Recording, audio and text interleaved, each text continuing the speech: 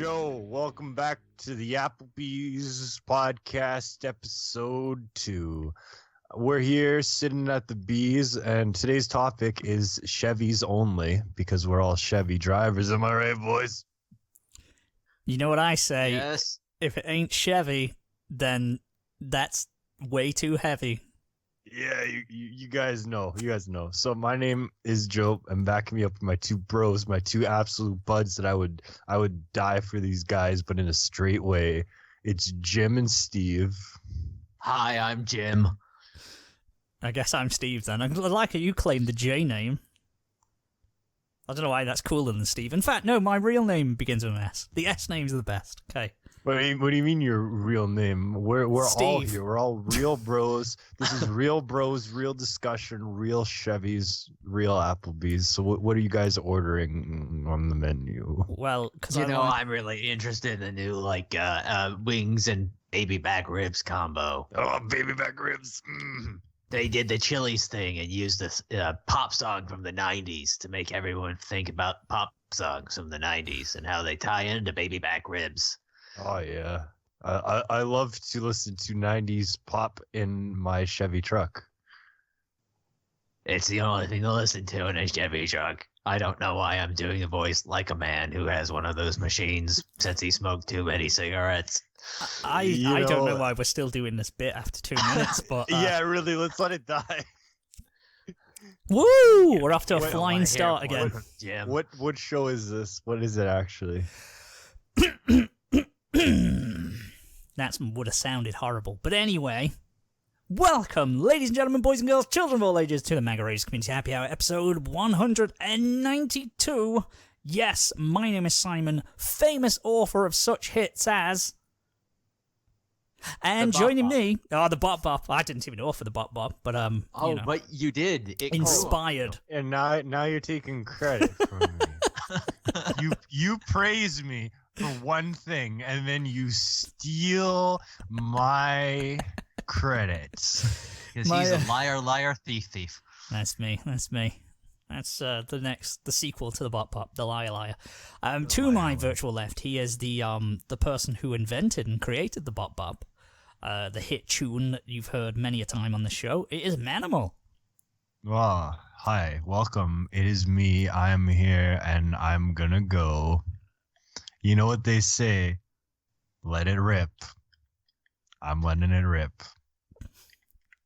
Please don't fart on the air. I was gonna say, because I know that you mentioned Beyblades about a minute or two ago, so I know you've got that in your head. But you saying that just sounds like what I was saying. What I was saying earlier is before we were rolling, I said, I'm like a Beyblade. You gotta let me rip. And when he says record, he rips that Beyblade back, and I'm here. I'm spinning. I'm tug on that ripcord and watch me go, baby. Just like the Bionicles in 2005, the Hordaika, they had like some spinning thing, and so you ripped a gray cord on their back, and they had like these tiny shitty little discs on the back. Absolute rip off of Beyblade. Beyblade was shout out to Beyblade for being legit. It was different because these spinning discs would go up in the air, so they would like kind of fly. That was the gimmick, is that they would like fly up in the air, because like Bionicle, they always had gimmicks for the weapons. In 2004, they had like disc shooters. And in 2006, they had the launchers with like little things, and the best one was the Toamari that had the fucking machine guns, like 6-shot machine guns, like shoop shoop shoop shoop shoop. Thanks. See, that really added to it, the sound effects there.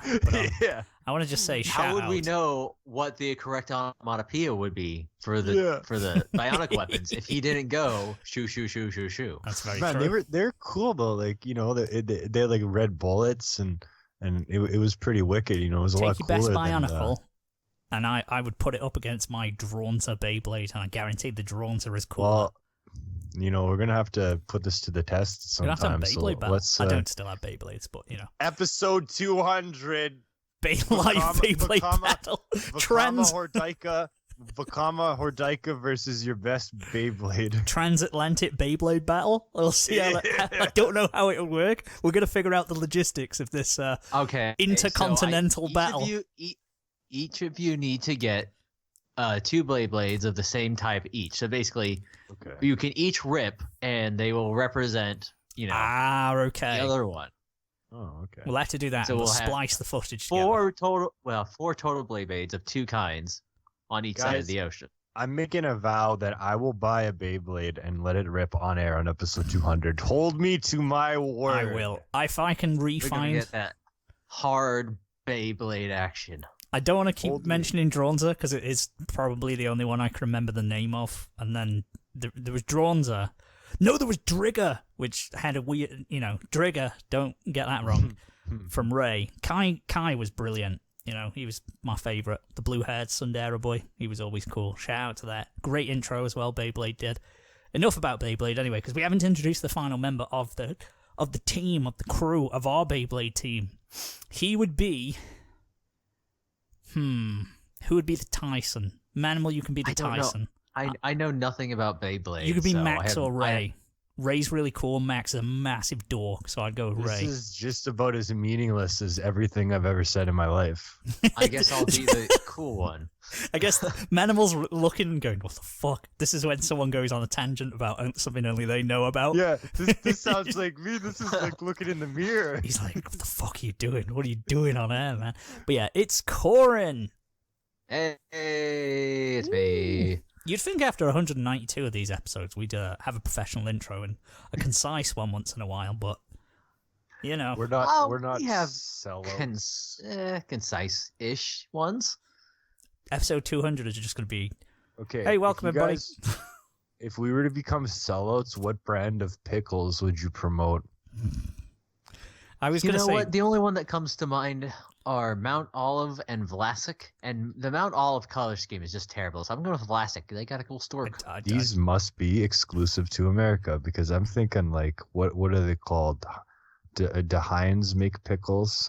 Hellmann's? I don't know. Heinz? Sure. No, Heinz pickles. Yeah, that's what I'm thinking of. I'm sure Heinz pickles are out there, but I don't think of Heinz as a pickle brand. Nah, it's a saucy brand.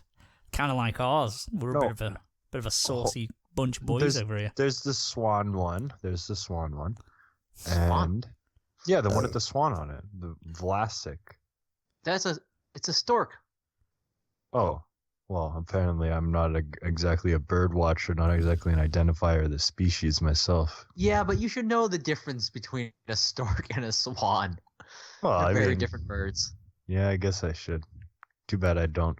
Speaking of the stork, it has dropped a new episode on the doorstep of you, the listener. Yeah, it has. It has. 192. All of our podcasts are delivered by birds. They also give you pickles. Mm-hmm. Yeah, it's a pickle on a podcast. Podcast pickle. Little podcast pickle. But yeah, we are here, and we've got some stuff to talk about. We have got a lot because the winter season has well and truly arrived. We've all three of us nestled deep into its bosom and watched a few shows. So we're going to be talking about that, giving our first impressions for a fair few of the episodes this season. I think we've got a good variety and a good mix of pretty much everything that's out so far. There's still a couple things left, like Doro Hidoro, or whatever. I've been saying Doro Hetero, but I'm sure that's wrong. Doro Hetero. I can only hope that episode 1 will have somebody pronouncing a name so we can settle this debate. Doro Hetero. I don't know. I guess we'll see. I'm sure we'll find out once it comes out and more people are talking about it, and then we know. Copy other people's pronunciation. But we're going to talk about that. Got another thing that I want to run through with you guys because it's angered me slightly. Not angered. That's a too strong a term. But I was just like, come on. Because I suppose it's a good segue because you were talking about selling out. The only people really that the natural progression for a manga and anime podcast to sell out to, you're limited, aren't you? But what's the main one that you think of? I don't know, like Crunchyroll, obviously. That's the one. Well, yeah. Just as I said it, I was like, it's Crunchyroll. I mean, what do people on the internet sell out to? Crunchyroll, Casper Dollar mattresses, Shave Club, and Audible. Don't forget Harry's Razors. Oh yeah, that's the competitor, isn't it? To Dollar Shave Club. Oh, I didn't know there was a competitor. It's the purple mattresses. What's the other one? Halo? Casper mattresses is one. Me undies. I'll get me some of the MeUndies. What the fuck is MeUndies? They make like underwear and socks and stuff. They have extremely overpriced merchandise that you shouldn't consider buying. MeUndies. I wanted to make sure this didn't sound like a product placement, so yeah, I'm going to give an anti-endorsement. Yeah, but at MeUndies, they cut out the middleman, so you get discounts. I get discounts on overpriced shit? Yes. Sounds like a scheme to me, but all right. MeUndies new inclusive sizing from XL to 4XL. Well, how XS, sorry, not XL. Good job, guys. How hard is it to make a different size? You're acting like you're some champions of a cause when you're just making sizes of clothes. To shill your shitty fucking thingies. Shitty. And they're making it seem like they're making a statement just because they make 4X. That's the most pathetic thing I've ever heard. Yeah. Fuck you, I MeUndies, feel like you pricks. could probably go higher than 4X on some tidy whities. What's next? Are they going to say we make underwear for people of all races? Our underwear is colorblind. Yeah, I think by definition they probably do. Yeah, like it's exactly like That's a more I want to see a company that like does race exclusive like underwear like for some reason just okay. Now here's our white people underwear. Yeah. I mean, I guess that's what flesh tone is, right? You get tiny one. I guess. Yeah. Like, if you're going for like a flesh tone bra or something, you're not gonna. That's very true. You're not gonna buy the one for a dark colored woman if you're a light colored woman. If you're light skin, you ain't gonna get there. If you're whitey, if you're a cracker, you ain't gonna get a black bra. If you want it to be flesh colored, you don't go buy the bras made for like that one tribe of African people that are like pure black. You know those ones. There's like right? I'm not crazy here. They're really tall. Yeah, I know what you're talking about. There's like a couple tribes in Africa that are like Crayola black. Yeah, no, I know. Okay, yeah, maybe there we go. You got to be the first underwear brand to promote that. Yeah, but anyway, sorry, something about that just really bothered me. They had to put inclusive sizing. Like, what the fuck, you guys? It's because everyone wants to be progressive and inclusive now, so they will cling to like the most minorest. Look, man, it's like all those. It's like you go buy a bag of chips and it's like gluten free, and it's not because it's now gluten free. It's just always been gluten free because it's a potato chip. I love how these chocolate brands try to be like sustainable cocoa. Yes, the environment is a fine trend to jump on. Like, we're making sustainable chocolate. Like, fuck off. Fuck off, man. But just give me my chocolate. Like, just give me my shit. But yeah, back to the segue of Crunchyroll. Do you know what happened this week?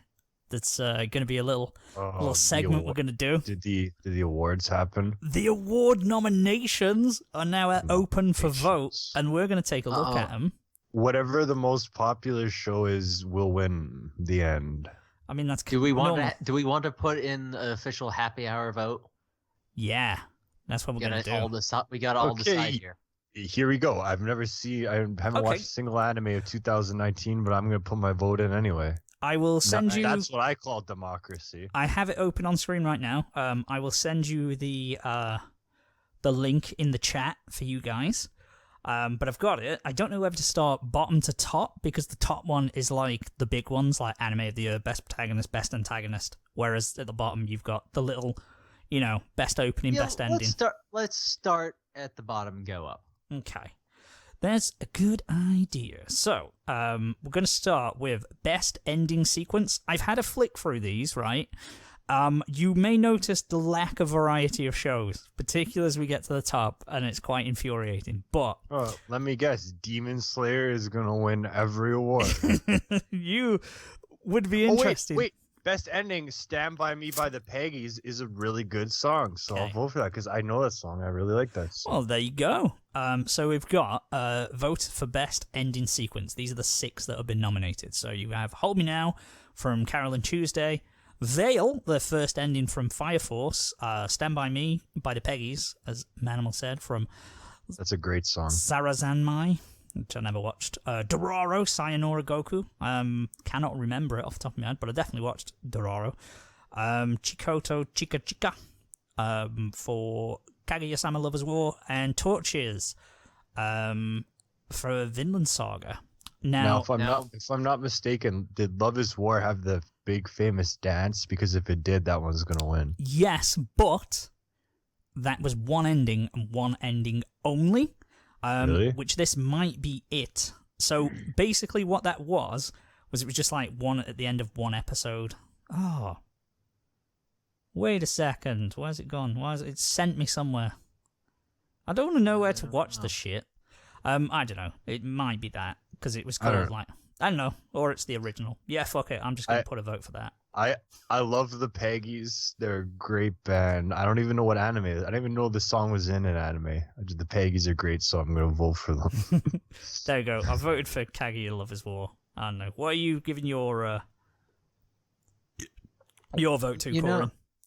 I'm gonna give to the Torches by Aimer because it's not like your general. I'm talking about the Vinland Saga one because it's not your general outro, but it's real good. Aimer's awesome. She's a really good singer. It's got that weird sort of country vibe almost. Oh, and yeah. her voice is always really husky. Okay, vote for best opening sequence. It is undisputedly Inferno by Miss Green Apple. For Fire yes. Force. I don't even care what else is on there. I don't entertain anything else.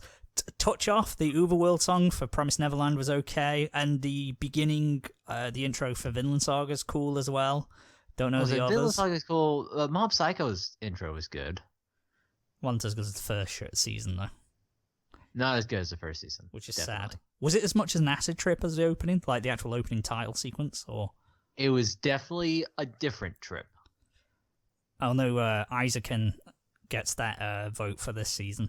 But we'll talk about that opening later on when we get there. Best opening, there's no debate. It's definitely Inferno, one of the best opening songs in years for me. Best drama, we have Babylon, Fruit Basket, The Promised Neverland, Vinland Saga, Stars Align, and Carol and Tuesday. Carol and Tuesday's been in every single one of these so far. It was a very good show. Maybe because it's a show that Crunchyroll promotes a lot. Maybe it's one that Crunchyroll likes because... What kind of stakes do they have in that business? I think it's promoted a lot because it's a progressive style show. So they're getting points. Well, I hope it's a good show then. Oh, you will see that in one of these categories. It's all about like two lesbians who make music on Mars. There you go. That's pretty. Sounds like my kind of show. I think they're street performers. They are. Yes, they are. Yeah, they start as street performers from what I remember when we did the preview. Best drama. So I have not watched the top four. I've only watched Vinland Saga and Promised Neverland. I guess I'm going for Vinland Saga because I didn't finish Vinland Saga. I need to get back on there. I started reading the manga. I just finished it today, actually. Or the first season, which is 24 episodes. Very good. Where does the season end? Because I've started reading some of the manga and don't know how far ahead I am or if I'm still behind. I don't mind spoilers, by the way.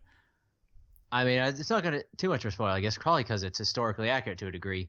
But it ends with the king's death. And Askeladd dying. Oh, I was just going to say, because I was like, I wanted to go, is it up to the part where something happens to Askeladd? But I was like, if I say that, that's a massive spoiler for you. Spoilers, yeah, Askeladd dies, everyone. Askeladd dies, yep. And so Thorfinn never fights him. It basically just ends on Thorfinn screaming and getting pulled out. Did you guys just say Askeladd, lad? Askeladd. Or Askeladd, yeah. I know what you said. I know what you did. But yeah, Vinland Saga, that was pretty good drama.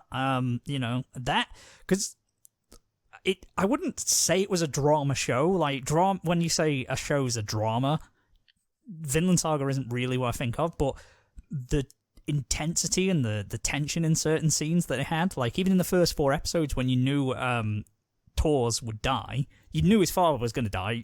That was in the fucking plot synopsis. You were still so tense. Like, I remember really being drawn in by them first few episodes. See, I don't remember actually reading the plot synopsis or remembering that fact. So when he did die, it was a little bit of a surprise. Oh, okay. There was room for him not to. I wish he didn't, because he was awesome, but it had to happen to kick it along. Promised Neverland, I always remember questioning a lot of it, and it's sort of the tension really got deflated out of the drama of it when it was based on either pure luck or stupidity. Yeah. Like when you started at a high point and you slowly your opinion devolved. Yeah. Like, if I'm not mistaken, you went on a Twitter rant about people who were praising it on our anime or something. Maybe on Twitter. I don't know. I remember mentioning it on this show. No, I don't know. I mentioned it on this show. That's it. Because I said, I think someone was praising it on anime subreddit, and I was like, yeah, but this is pretty dumb. But then it was like, haha, a true intellectual truly appreciate how they hold this camera angle for this reason. And it's like, yeah. But whatever. That's all I know. Vinland Saga gets my vote there. Vote for Best Fantasy. This is more up my alley. So, we have Ascendance of a Bookworm, which, did anyone watch? No. Astra Lost in Space, which I would have watched if it was on Crunchyroll, but it wasn't. And right, that one did look good. Attack on Titan Season 3, Sarazanmai, The Promised Neverland, and Demon Slayer. Hey, why didn't they put my favorite fantasy, race car fantasy? I want to be a NASCAR race car fantasy. You want to be a race car fantasy? I guess that's not fantasy. I don't know. I'm going to Demon Slayer, even though it's very light fantasy. And I know you all it's gonna win giving anyway. crap for winning, but it was a very good show. As you recall, I watched the whole thing and fucking loved it. Yeah. It's popular and people talk about it, so I hate it. Don't hate and for I have never seen it. No, you haven't. It's very good. Just take my word for it. I've never seen it, and I hate it because some people said it was good. But I had that attitude with Attack on Titan and did not watch it for a couple of years until I finally relented. That's the exact same. I guess I do that as my best fantasy because, again, it's between that and Promised Neverland, and I prefer Attack on Titan, so there we go. Demon Slayer's winning that one, I guess. I suppose we should be doing predictions. I don't know. Demon Slayer is going to win everything that it's nominated for. I don't think necessarily. It's a lot for anime of the year. Demon Slayer would win Best Comedy if it was listed. Speaking of Best Comedy, you have Agretsuko Season 2, How Heavy Are the Dumbbells You Lift, Isekai Quartet, Kaguya-sama Lover's War, Sarazanmai, and My Roommate is a Cat. God, I didn't watch any of these. Okay, I watched, the only one I watched in full was Kaguya-sama, and I remember being pleasantly surprised and really enjoying it. I would be shocked if that doesn't win, to be honest. It's got to be between Kaguya and Isekai Quartet. Wait, is the Dumbbell Show the one that had the idol wrestler do the ending song or something? I don't know. Maybe. It was I wanted to watch it because I remember seeing like a 2-minute clip on Twitter of them doing like arm wrestling, and it got me immediately interested in the show because it was just so... Oh, I thought you were going to say aroused. Well, that too. It was just like the guy was so intense that like he did the whole tensing and his clothes exploded off him, and then the woman beat him. It was just great. It was it was a really over the top and ridiculous thing. Who are you voting for then, guys? Since, you're expert in these fields. I'm going to vote for the dumbbell one based on the possible misconception that the idol wrestler bodybuilder did something. And Fair that enough. Could be wrong, but that's, I feel I'm strongly. going to abstain because I didn't watch the show. That's fair enough. That's what I call democracy. Kaguya-sama's got to win this one. That's a lock for Kaguya-sama, surely. I will put the vacant stamp of approval on that one. Best voice actor performance. Haven't watched any single one of these dubs. Hold up. What the fuck is Evangelion doing on this list? It had a new movie this year. It got re-released on Netflix, didn't? Oh no, that was just the sub. No, I think it was just one of the new movies came out, right? Am I wrong about that? Did? Maybe. Possibly. I think so. I thought like the next movie came out, but like really early on. That sounds right. I'll vote for Laura Bailey because I think she's good in things. I like Laura Bailey. But guys, there's no such thing as English anime voice actors because it can't be in English. Yeah, I'm voting for Erica Mendez, who did Retsuko, because I've seen some YouTube clips, and the woman has lungs. She's goddamn lungs. Voice actor performance in Japanese. So, we have Mamoru Miyano, which is Ryo Niboshi from Sarazanmai. We have Yuichi Nakamura, who is Bruno Bucciarati. Bruno Bucciarati. From JoJo, Yuko Kaida, who is Isabella from Promised Neverland. Really? She was very monotone. Like, that was deliberate, but, like, it's not really one of the top 6 vocal performances of the entire year. But anyway, Sayori Hayame, who is Shinobu Kocho from Demon Slayer, Ai Magase from Babylon, which is voiced by Yukino Satsuki, and finally, Yusuke Kobayashi, who is Senku from Dr. Stone, is the only one, and I remember really enjoying his, so he's getting my vote. I sure wonder if the Demon Slayer one is going to win. Okay, I mean, her voice performance is actually very, very good, I will say. Don't forget, Demon Slayer is the anime of the decade. It's not just because it's popular. JoJo. The decade, don't forget. I'm going for JoJo here, too. Just keep that in mind. I was going to say, I'd imagine Bruno... I've seen a couple clips of it, and he sounds quite cool. He's very good. He's got this, like, really dulcet, like, bedroom voice. Yeah. Fair. Ooh, he's got bedroom voice. Okay, here's the one that was just stupid. It's Best Couple. Now...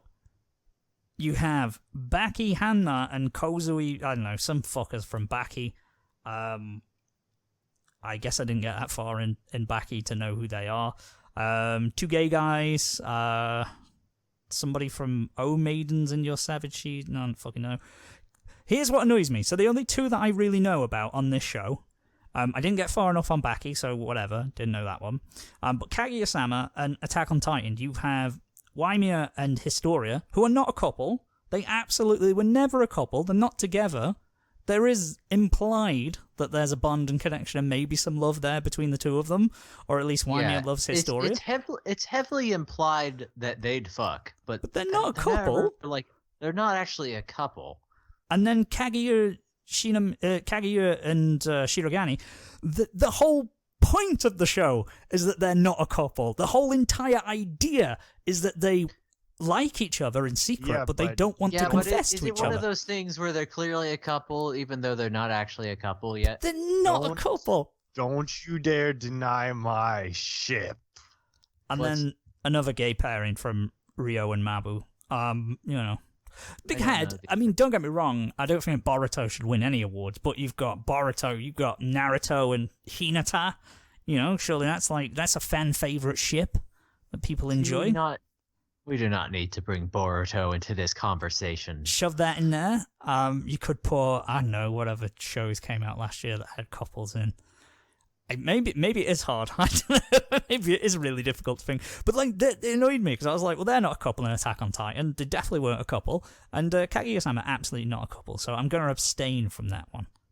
And fuck you, I don't know enough about these to make any sort of a best fight scene. Only 9 more.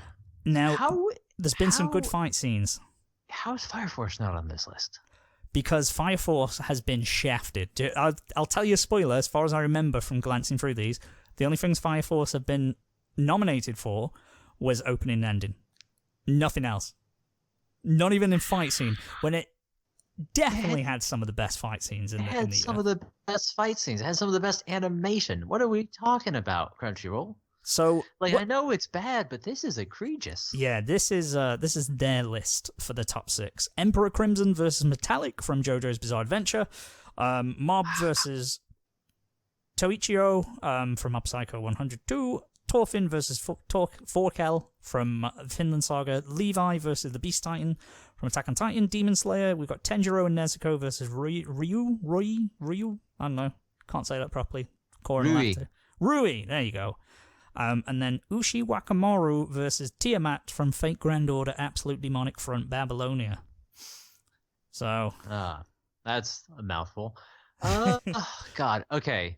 So it's hard to say that the fight between King Crimson and Metallica was actually that much of a fight. It was mostly that Metallica beat the shit out of him, basically, and then King Crimson pulled some bullshit and Metallica died in a hit.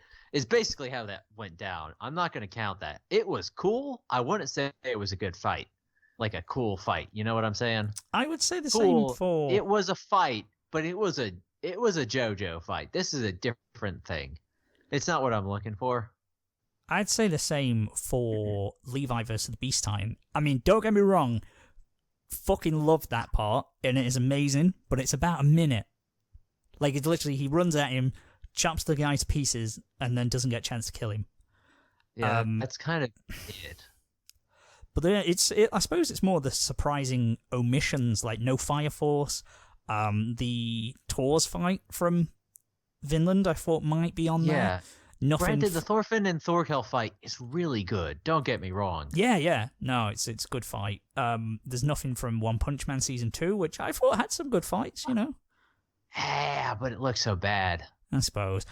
They always cut away the camera when he was about to get punched. No My Hero either. No Fat Gum and, what's his face? I can't remember. Rock Boy versus the guy who has the drugs. I can't remember their names now off the top of my head. Maybe that starts... I don't know. Mom, which one is Toichiro? Is that the boss dude in Mob Psycho?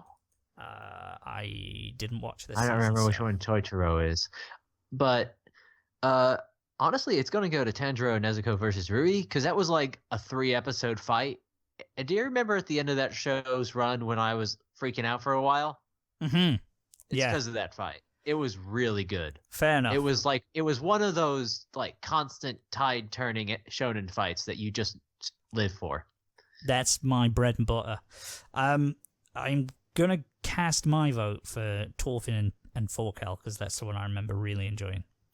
So I'm gonna give that mine. Tanjiro and Nezuko is your vote. Manimal, are you abstaining or just voting for anyone? Man versus his demons. That is the true fight.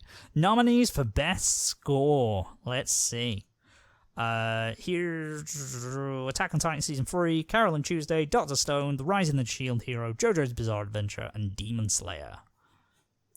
So again, Carol and Tuesday sneaks in there, but it is a music show, so it makes sense. It is a show about music, but isn't score more like not actual songs? That's your backgrounds, yeah. Yeah, this is your background music. But if you do a music-heavy show, I'd want you to nail it. Yeah, I'm sure they had good music, but Dr. Stone had some excellent like tone-setting music. I've got to say. Yeah, agreed. Unfortunately, I don't. It's been too long since watching JoJo and Demon Slayer to actually remember so much. I mean, JoJo always has great sound effects, but I can't say it's like anything above and beyond what we've seen in previous parts. Mm-hmm. And I don't want to disqualify it for that, but like it's not new and fresh. Yeah. Dr. Stone or Attack on Titan get it for me, and I don't know which one. So you get the deciding vote, Corin. I'm giving it to Dr. Stone. There we go then. Dr. Stone gets best score. I remember it being good. Best character design. We'll blitz through these.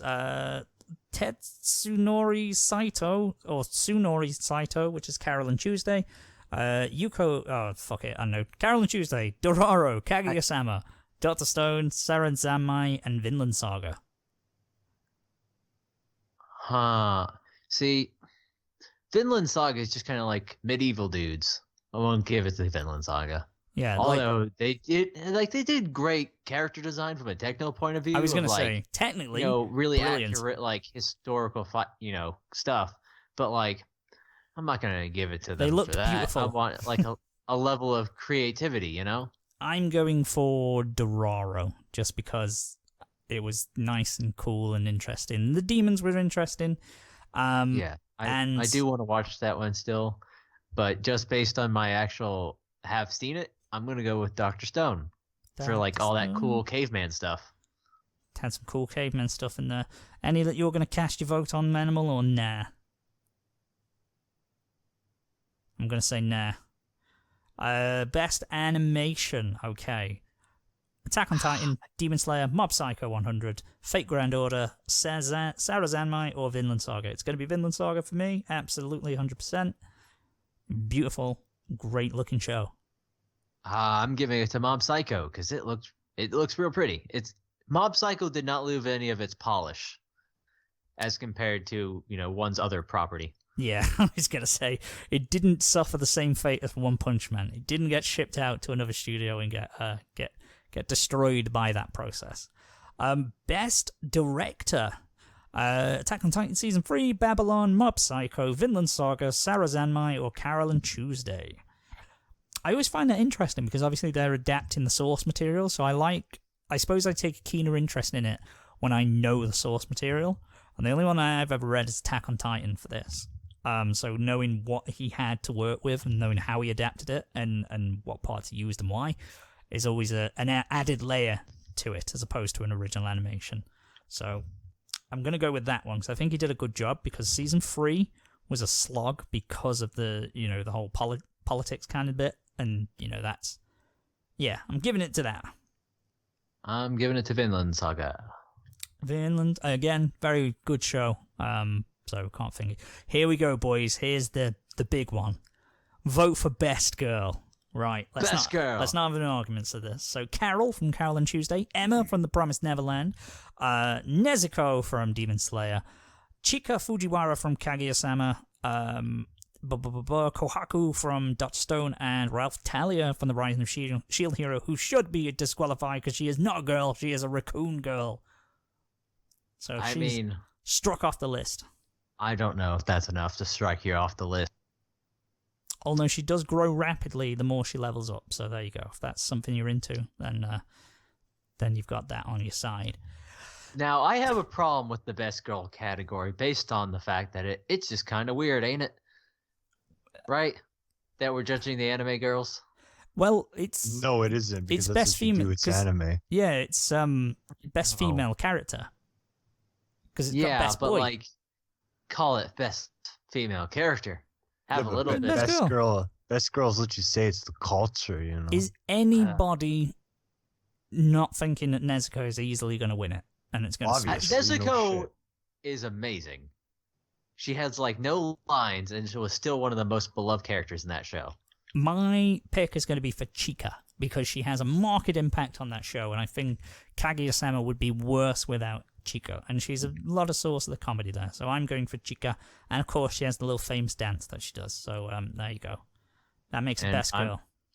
I'm going with Nezuko for basically all the same reasons, if we're being honest. Yeah. Are you picking off that lineup, Manimal? None of them. Okay. Well, maybe this one piques your interest a little bit more. Best Boy. It doesn't. Oh. Well, let me tickle your taste buds with these. We've got Bruno again from JoJo, Kanata from Astra Lost in Space, Mob from Mob Psycho, Hyakimaru from Dororo, Machio, Nazaro, I don't know, someone from How Heavy Are the Dumbbells You Lift, and Tanjiro from Demon Slayer.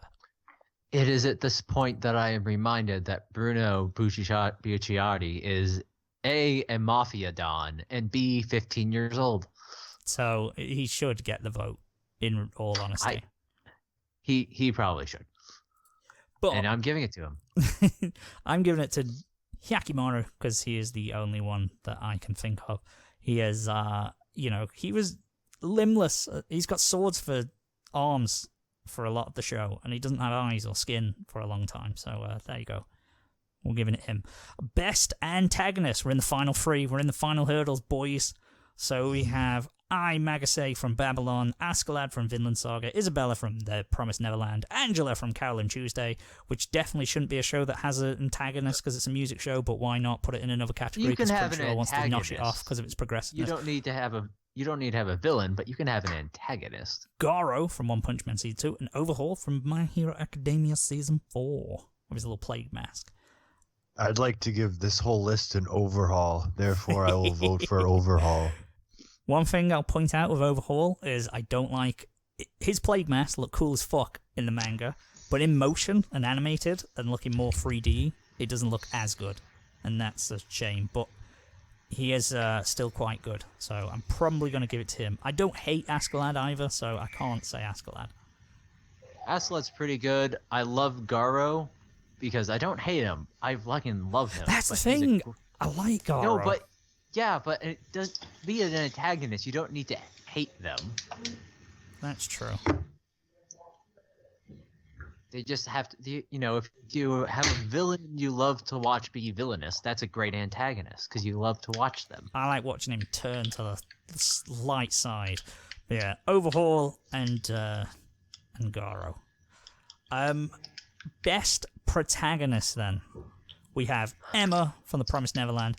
One Punch Man finally shows up with Saitama. Tanjiro from Demon Slayer. Toru Honda from Fruits Basket. Senku from Dr. Stone. And Yakimaru from Dororo. My heart says Saitama, but Senku is got to be the guy that I go for. Senku's real good. I love Saitama. This is not his season. Yeah. He was barely in it. I started off not liking Senku for the first few episodes, and I grew to fall in love with him. And I like him. I like the performance. I like the artwork. So, yeah. Senku for me. Hands down. And last but not least, this is what it's all been leading up to, guys. Anime of the year. Wait till you get a load of this list. It's pretty incredible. We have Carol and Tuesday, because of course. Demon Slayer, because, well, yeah, of course. Mob Psycho 100, which, yeah, definitely can see it there. Vinland Saga, again, really popular, can see it there. Promised Neverland, it was a big one that Crunchyroll pushed, so yeah, can see it there. And then O Maidens in Your Savage Season. Did anyone remember this show? Does anyone remember what it is? Where it come from? What? O Maidens in Your Savage Season. I don't remember previewing this. I don't remember hearing a lick about it. I have no idea. Are you playing? Is someone playing the computer really aggressively? I said computer like an old person. That would be Manimal. Yeah, he's fired up Call of Duty.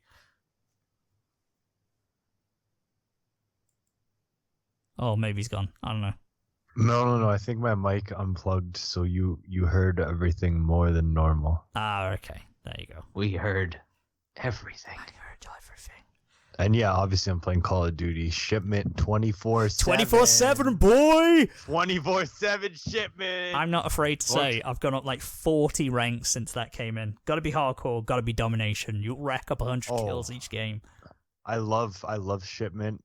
It's so fun. You just freaking rip people up. Oh, it's fucking sick. Unless you get spawn camped with a Juggernaut, and then I'll just quit those games. Shipment has made this game way better. Yeah. It's undeniable.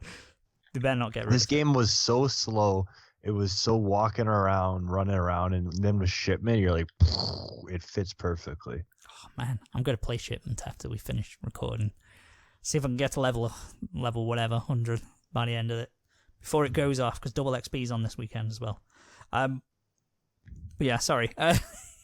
Getting back to it. Anime of the year. It's a bad list. I'm going to say that. Not that I didn't like half the shows on this list, but... No Dr. Stone? It goes to easily Dr. Stone or Fire Force. No Dr. Stone.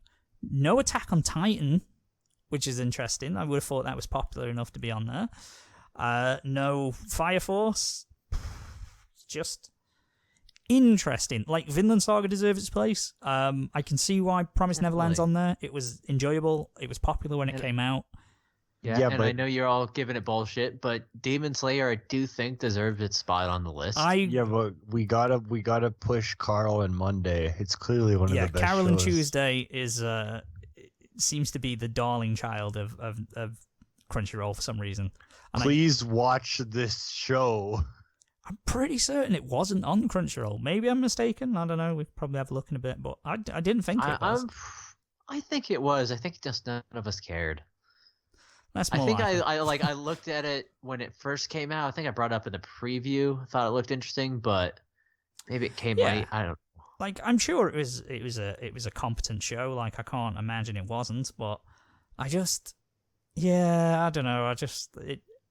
the amount of thingies that it's on, and yeah, maybe it was good when it was on at the time, but no one cares. No one cared at the time. I didn't hear anybody talking about it. So we shall see. We shall see. But I would have to go with, we know it's going to be Demon Slayer. It's so popular, but Vinland Saga for me. I'm putting down Demon Slayer because I do think of these options, it's a damn good show. There's a reason it got greenlit for a motion picture before the end of the first season. So it's a good sign. Surely the only thing that could rival it in popularity that I can think of was Dr. Stone for Demon Slayer. And I'm just surprised. I have no idea how Dr. Stone's not on this list. I really don't understand it. No. Who knows? But that's the Crunchyroll Awards. Who cares about geology? Yeah. Nobody. Because that's for dweebs and dorks and we're cool. But yeah, that's the Crunchyroll Award, our picks, and yeah, bit of a shit list in all honesty. Our picks, I agree. It did almost take an hour. Well, I was trying to moat for them, but you can't just go, here's what it is, here's what I'll choose, because then that's not interesting. You've got to talk about the list itself, because no one cares what we're picking. They care about what's on the list and our thoughts on the list. That will be in February. We might do a live stream where we just stream snipe it again, because that was quite funny, just making fun of it for the hour or two. Yeah. Whatever it was. Funny for us, of course. Not maybe for everybody, but we had a good time. Yeah, I enjoyed watching it together, and me and Corin just chilling, just, shooting the shit while it was on. That is that. Yeah, Crunchyroll gone. So, with that, let's run into the quick tips and dips, and then we'll get into anime. So, any tips and dips you guys want to throw out there? Well, today... you go ahead. I'll say it got real cold and snowed and ice this weekend, and I made a big bowl of soup last night, and it was warm to my heart. That's a tip I have to soup. Too much soup. Got to sing the soup blues. It's a throwback to episode 19. I got the soup blues. I can't remember how it went. Someone had the harmonica. Man, I'm not bringing back the you're talking about that, but I was gonna say, you guys gotta wait till episode 200 to hear that boy again. You gotta wait another 8 weeks until the harmonica gets busted out. I can maybe wait that long. Maybe if I, like I say, go back to old episodes and I can listen to it. I'm just waiting for episode 300 when the dollar store keyboard gets bought out again. Yeah, just keep waiting and wait and see. Can't wait for that to make its appearance again with a rough ribbon beat. That's all what I'm about. Man. But wait and see. I've got a tip for you guys that's exciting. There is a new one-shot of Death Note coming out on the 4th of February by the author. So it is an official canonical chapter. It has Ryuk on the cover as well as Nia. Don't know what the story's going to be. Okay, so it's going to be shit then because Nia's involved. Great. I'm excited. But it's from the official creator. Yeah, but of a series that ended. Well, that's the thing. What's it going to be? Is it there as a pilot or a teaser for a sequel? Or is it just a little celebration thing? Yeah. A sequel to a series that ended perfectly. Let's do it. Yeah, I just don't know how it hasn't been milked to death yet.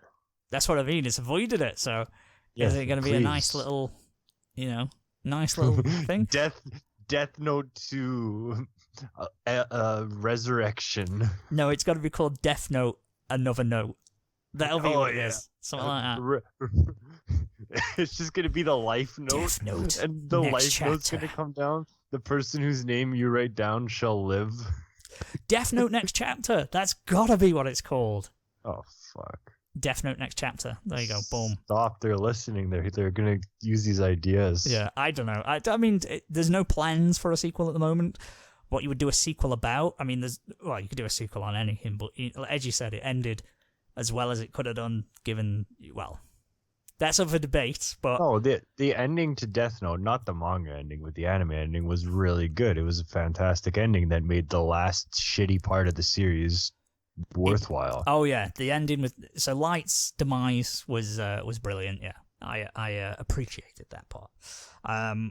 So I wouldn't like it to be a sequel, but I'm interested to see more and just see what they do, because it could be anything. Like, I've read the books as well, like the little spin-off books, like I think that might be called Death Note. Another Note. Maybe I am Yeah, stealing that. I think that's the one with like the serial killer Beyond Birthday. Yeah, Beyond Birthday. Birth Beyond or whatever. That is a good book. Okay, stupid names, absolutely ridiculous names. But I remember enjoying it. I couldn't get over how stupid Beyond Birthday is. Yeah, his name is dumb as fuck. But it was a interesting little book. And L Changed the World, which is okay. It has L fighting someone with an umbrella, and he has to save a girl, if I remember rightly. But it was okay. No. So we'll see. But yeah, who knows what they'll do with that. But I wanted to shout it out because that'll be in a couple of weeks, and I'll read it and give it a review in a few weeks when it comes out. There we go.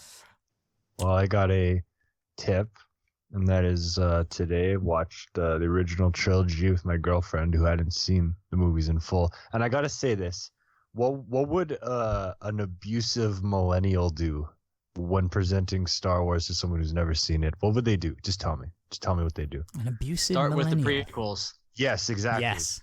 That would, and then what else would they do? They would show the special editions. The only way to watch Star Wars is in the original pre-special edition VHS tapes, because then you can watch the actual movies without the stupid bullshit. It has to be done. There's no other way. Because No, I'm not really that much of a snob. Everyone at the end of the day will make their own personal decisions. But to me, I'm pretty big on that. And what can you say? When you watch all the movies at once, it's such a time, because they're the greatest movies ever made and ever will be made ever. And just fuck, it makes my shit go, it gets you going, all the music cues. The movie, I still think A New Hope is the greatest movie of all time and easily the best of the entire series, just because it's so fucking tight and has the most perfect pacing and everything. But it's a small note. We talk about these movies so much, but that's just you can't start with like Phantom Menace if you're showing someone the movies. Like, you would be an absolute disgrace if you did that. You don't you don't show someone the magic of the franchise and show them the worst one. Well, maybe now the second worst one after episode 9. But actually, that's a good debate. Otherwise, I watched some other movies. Okay, Freddy Got Fingered. Was it brilliant? Was it shit? It was quite a movie, It's one of those movies where you kind of debate the whole time. Is this actually really good, or is it horrific? Because it's in some ways it's a dated 2000s era gross out comedy, but then it's also funny as fuck. And like Tom Green sabotages the movie, and there are scenes like the opening scene where he's talking about his drawings is one of the funniest things I've seen in my life, and it's exactly my humor, and I'm like, oh my god. But then the scenes like where he wears a deer carcass and throws like a baby around the room are just like they're just dumb. Like this movie's actually really violent as well, and it's gross just to be gross. But it leaves you wondering, was this secretly brilliant or not? I still don't know the answer, but one thing's for sure, you're not gonna forget it. I also watched Cape Fear, the Scorsese one, not the original. It was pretty good. De Niro was like a real creep in this movie, and there's real threat and menace. There's a good tone of suspense and tension in the movie that is sort of broken in the last act, where De Niro basically becomes Jason in all the Friday the 13th movies, and he takes like insane amounts of punishment and doesn't die. Like, he, gets hot water thrown at him, and he's like, yeah, that was nothing. And then he gets lit on fire and falls off the boat, and he's just alive. Like, it gets silly, and you're like, just die. But before that, this movie was actually pretty good. And Juliette Lewis was actually the best part of this movie. She was fucking amazing in this movie. I didn't know she was actually a good actress, seeing as I only knew her from Christmas Vacation, where she's the one kid. But she was the best part of the movie. A really good, convincing performance. And De Niro he's the best. He's great in not everything, but any movie of his that's good. Literally every movie is good. Every one that I've seen with him in it. We'll put it that way. Oh no, never mind. I was gonna say except that Twins from Adam Sandler, and then realised that's Al Pacino. Oh yeah, that's right. Sorry, De Niro. Didn't want to disgrace your name. No. Yeah, it's hard to tell the difference between those two sometimes. I don't know. They're very distinctly different, and they have way different approaches and play different characters. You know, Pacino could never do a role like Awakenings, you know. But Don't challenge his acting chops. Well, I mean, Pacino gave, I think, the greatest acting performance of all time in Godfather 2. But oh yeah, Michael Corleone's the shit, man. Oh, I think it's literally the best performance ever, period, of all time. Done deal. But yeah, other than that, I don't got much else to say. Fair enough. Fair enough. Cool. Ah, fuck. I've got a dip. Started going back to the gym again. May have torn both my triceps. I haven't. I've just pulled the muscles, but by God, they're killing me. Yeah, you can't overcommit. You gotta take it easy while you start up again. I'm a silly boy. I go hard or go home, and in this case, I should have gone home an hour before I did. No, you should have stayed at the gym. Should have gone moderately. Yeah. But yeah, no, man, that's fucking killing me. You can't go from 0 to 60 without, putting some stress on the car. That's very true. That's very true. But yeah, that's fucking killing me. But it's all right. I'm starting to sight my plan. I'm gonna get buff for June 2020. Buff for Tokyo. That's the game plan. Buff for Tokyo. You know, buff for Disney. I'm gonna fucking intimidate them Japanese folks. You know what I mean? Yeah, but you're just about as short as them, so it won't really work. I'll be tall. I'll be a tall Japanese man there. You know what I mean? If you're 5'9", you might be. the average is less than that over there. I'm sure it is. Maybe. You say that with such confidence. To find out. Break out the measuring tape when you're there. Japanese just Google it. Male height average. Helps if I talk into the microphone.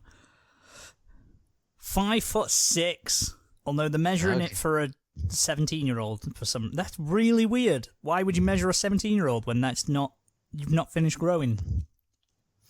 Whatever. I don't know. So you're not going to be like insanely tall. No. No, you're just going to be in the upper half. Gonna be a big lad. You know what I mean? In many ways, but gonna be cool. a big thing over there. Good. You know what I mean?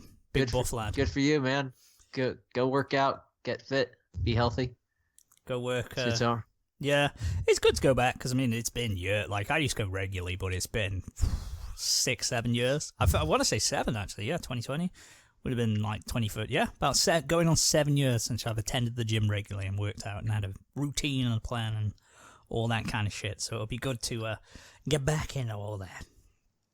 But yeah, that's all I can think of for there. So unless anyone else has anything else, shall we hop right into the winter season anime? We probably should. Let's jump into it. Hit the music sting. Hello, welcome. This is the new segment, winter season first impressions. So guys, I watched some anime this week. You've watched some anime. It's almost like we all plan to watch some anime. We did. What do you know? The plan went off. We coordinated this nicely. So, trying to think of how to start this off, I guess. We'll just start and mention shit. So I'll talk about the first one I watched. Okay. Asteroid in Love. It was mediocre and not good. This is the Dogo Kova one, and it is a generic series about a girl who was in the club at school. It used to be that there was the geology and astrology or whatever the fuck club, and now they are merged together into the Earth Sciences Club.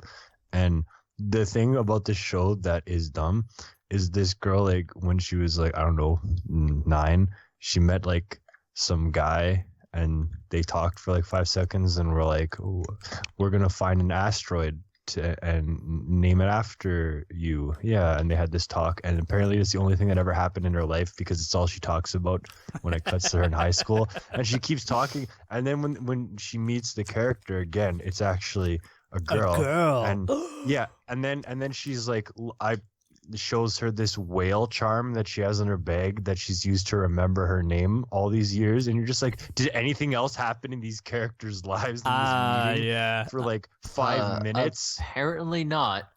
But you know what? The thing is, there's a lot of asteroids. I should have said meteor. No, comet. Comet. Okay. Comet, yeah, comet, that's a bit of a bigger deal than just an asteroid. I think I could get an asteroid named after myself right now in like $5. Yeah, for like No, I meant cheap. I meant to say comet. It's like how our friend Simon here is technically a lord. Yes, Lord Vacant is at your service. There we go. I own land legally. It's a small bit of land, but I think one of us could stand in it. Okay. Yeah, one of us at a time. Cool. It's pretty cool. One at a time. Yeah. But anyway, yeah. So it's like this show's dumb because it's like only one thing happened in her life apparently. As far as how the characters are written, there's at least a little bit of spark in their dialogue, which is not present in another show I'm going to talk about, but. There's at least there's some kind of funny things, like the astrology club when they did the cultural festival before had to use like sex appeal to get people to come to sexy astrology. Are they sexy astrology? Emphasis on ass. No, astrology. What's it called when you look at stars? Cosmology? Astronomy. Okay, astrology. Astrology is like, horoscopes and shit. Okay, so it's just a bunch of bullshit. That's right. Okay, astrology is the bullshit one, and astronomy is the actual one. Study of space, but it's also with the geological club or whatever. Yeah. Which makes sense how they got thrown together, and not geology and astrology. That's a very different. That's a different anime. Geology and astrology. There we go. They got ology at the end. Like, yeah, so it works. But no, it's like this. Like, there's at least like a little spark in dialogue, but it's just dumb. And it's, the show's just going to turn into generic Yuri bait themes, but they never do anything. Yeah. And the character designs are bad. They're boring. Like Dogo Kobo, when they're given something good, they make a beautiful, nice, colorful show like New Game, which was so bright. It had a great color palette. It had great character designs. It was a good show. This show, I just like, it's fucking boring. But it's not as boring as other shows. Like, it's just, I don't want to watch any more of it. Fair enough. You give it a chance and you're not feeling it, which is okay. It's just funny. I think the thing that pissed me off the most was just the whole, like, this meeting was the only thing that happened in their lives. Like, there's such shallow characters with nothing going on that a childhood meeting has like shaped their entire lives going forward. And it's like, because it implies such a deep connection between these two, but it so often in these kind of shows, it just shows it as a one-time meeting, and it's like, oh, it was fate. This is like if I would remember in 2003 when there was some cartoonists at the library, and I drew a picture of SpongeBob, because there's like a show, all these kids, we went to it, and for like an hour, and I drew a picture of SpongeBob, and this other kid was like, oh, hey, that's cool. That is like if I still remembered that kid and was trying to like find them. But you do remember that. That's definitely a genuine memory from yours. Oh, it is. It is. That's an actual memory. I'll say there's a lot of like kids I met once, or went to school with. Wait, hold on. Yeah, but when I was a child, I met other children. Okay. Right? And I still remember them to a degree, but like I don't give a shit. Yeah, like it's not something you care define. What the one weird kid who I had the weird glasses he's up to. You don't define the rest of your life based on finding some stupid shit. But I don't know. Anyways, this show is boring. That's what I gotta say. Let's hear about another one. Yeah, fair enough. Also, not to derail us all, but who plays Hardpoint? Manimal. Who plays Hardpoint on Call of Duty? Man, I'm playing Shipment 24/7, which is a mixture domination. Playlist. You can change it. You can filter it. Can you on Shipment 24/7? It should just be. Oh no, I'm playing hardcore. You're playing normal. It should just be team deathmatch, kill confirmed, and unless they've changed it, I don't know. But it was just domination. Well, maybe because I just went into the playlist Shipment 24/7. Okay. I don't know. Sorry. I don't know why I brought that up, but that was so confusing. Because I was going to jump in. I've just turned it on myself to play, and I wish I hadn't now because it's distracting me and I'm doing terribly. See, this is the difference between me and you. I'm playing this game and I'm talking better than if I wasn't playing this game. But I'm, a Mong, so I can't do more than one thing. I can't do two things at once. Well, I can, but I'll do both of them very poorly. So, no, fair enough. What's our next anime? Why don't you throw one out there, Matt? Any that you've watched that maybe you don't think anyone else has, or I don't know. I'll get the bad one out of the way. I watched the first episode of Ishuzoku Reviewers. Oh, we were going to do that together. Well, I'm afraid I had to peek at it because it was on there and like fuck it. Is it on Crunchyroll? No. Okay. Definitely not on Crunchyroll. 100% not on Crunchyroll. You start the show and it's immediately apparent that they got their start in porn. It's one of those. Oh yeah. And it's not good. I can't remember. It's not done by Magic Boss, is it? I was gonna watch this show until I started it, and I saw that the running time was 24 minutes, and I was like, "What? This isn't a short?" Like, I totally thought it was gonna be a short. That was my first reaction.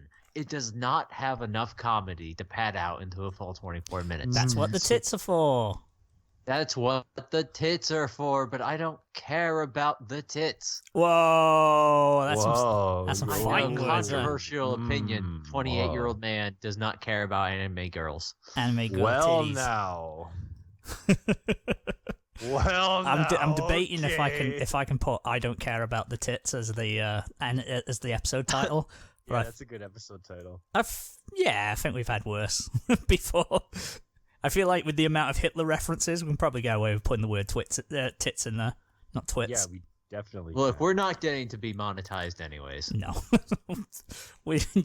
there's no worries of that. If we were monetized, you would have to send me the sheer amount of pennies that I would get from the share. Oh, if we were monetized, I would sanitize the fuck out of this stream. I'd sound like 2015 Manimal. I wouldn't be swearing or anything. Oh no, you'd be a totally different man. I'd just be like, yeah, man. But what is it? Isekai review? No, not Isekai reviewers. Zoku. Shall I give the rundown? Because I know we were going to watch this together, but I'm not going to watch it. So I was basically trying to screen it a little. Yeah, I was only going to watch it if it was ridiculous and funny. But yeah, if it's not, then just spoil it. It's not. It's basically these two adventurers. Their goal, they live in a fantasy world, and their goal is to have sex with every single kind of species on the planet. All right. I'm interested. A realistic story. Now it sounds like there's potential for comedy. Yeah. I give you that. They don't find it. There's half the episode's taken up with a bit about how the elf character likes old human women because they're more alive. But the human character likes the ancient elf chick because, she's immortal and always looks 25. Okay. Oh, but is it like it just goes on for too long and it's like you're not as funny as you think you are? Going on.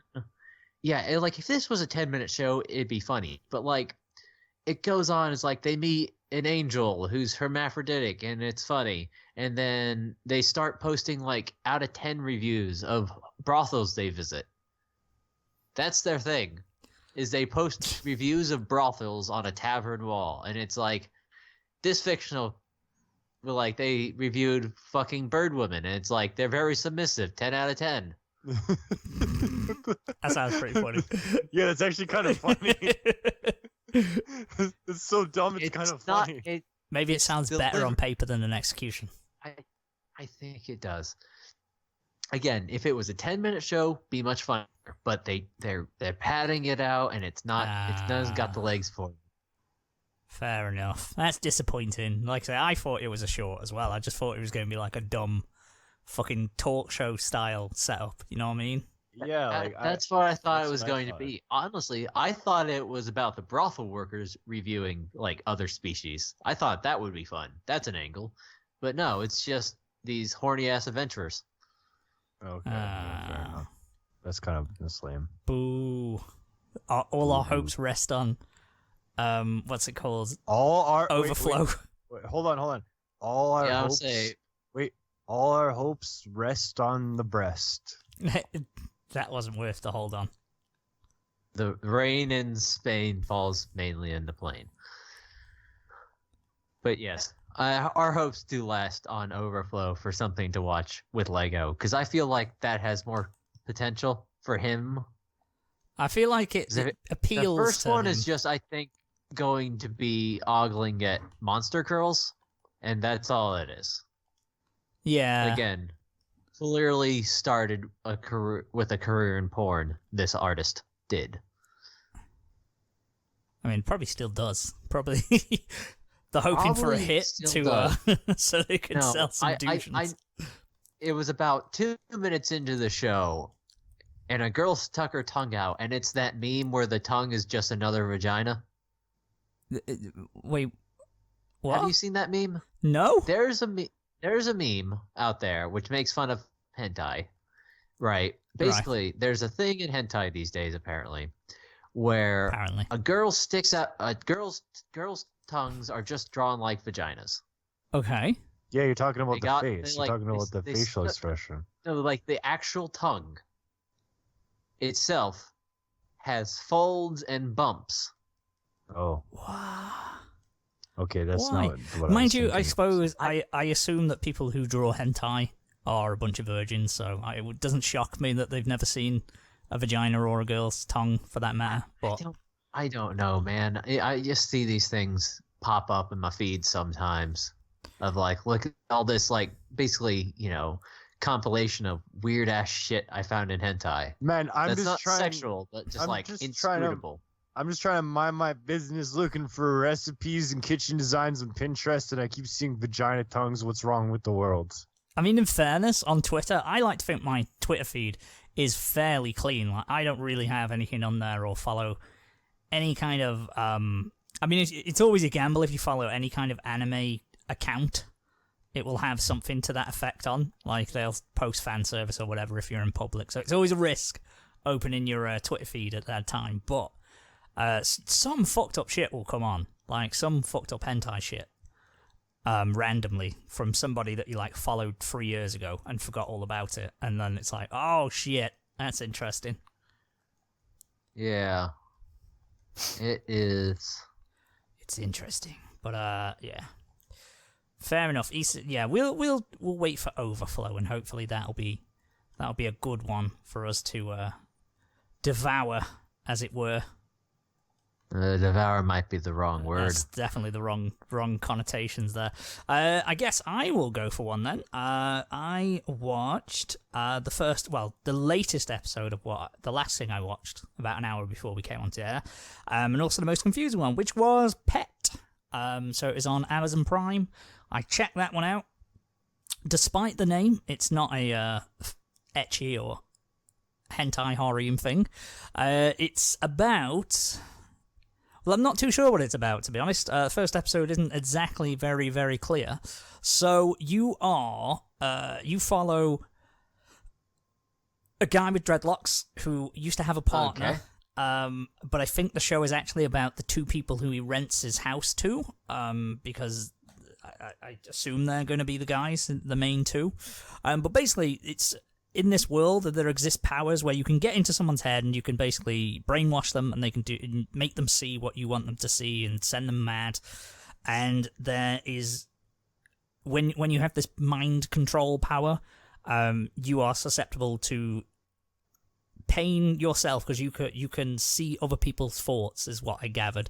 So the first 5 minutes follows a little boy who is like just a potato in front of the TV. For a lack of a better term, like he looks brain dead. He just sits and watches the same TV show over and over and over and over again. His mother wants to commit suicide because she hates him and hates having to raise him and blames him because her husband blames her for the way that he's turned out. But it turns out it's just because he can feel his mother's anguish and it's made him lame, essentially. So a guy happens to walk in the hospital, sees him, cures him, from what we gather. We believe the dude's grown up later and we see him because he has the same scar on his head. When we skip ahead in time. Yeah, so not really sure what it's about. There's this kind of gangsters who this guy was involved in, where he was like a courier. He was a scuba diver, the guy with dreadlocks, who would collect things for them. He'd scuba dive, collect something for them, put it in a car boot, and then he would just fuck off. But it turns out that his partner, his former partner in crime, was murdered by this gang, and he finds out about it, and then they use their mind control powers to make him freak out and hallucinate. So that's where we leave the episode, where there's the two main guys who may or may not be in a relationship. I'm not quite sure.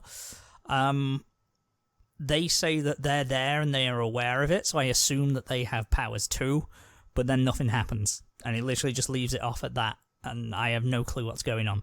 So I may watch another episode. I'm just really confused. Like, I don't really know what the crack is, but I guess I'll have to see if it makes more sense. But in terms of a first episode, interesting, I suppose, but doesn't give you any kind of clue or indication of where the series is headed.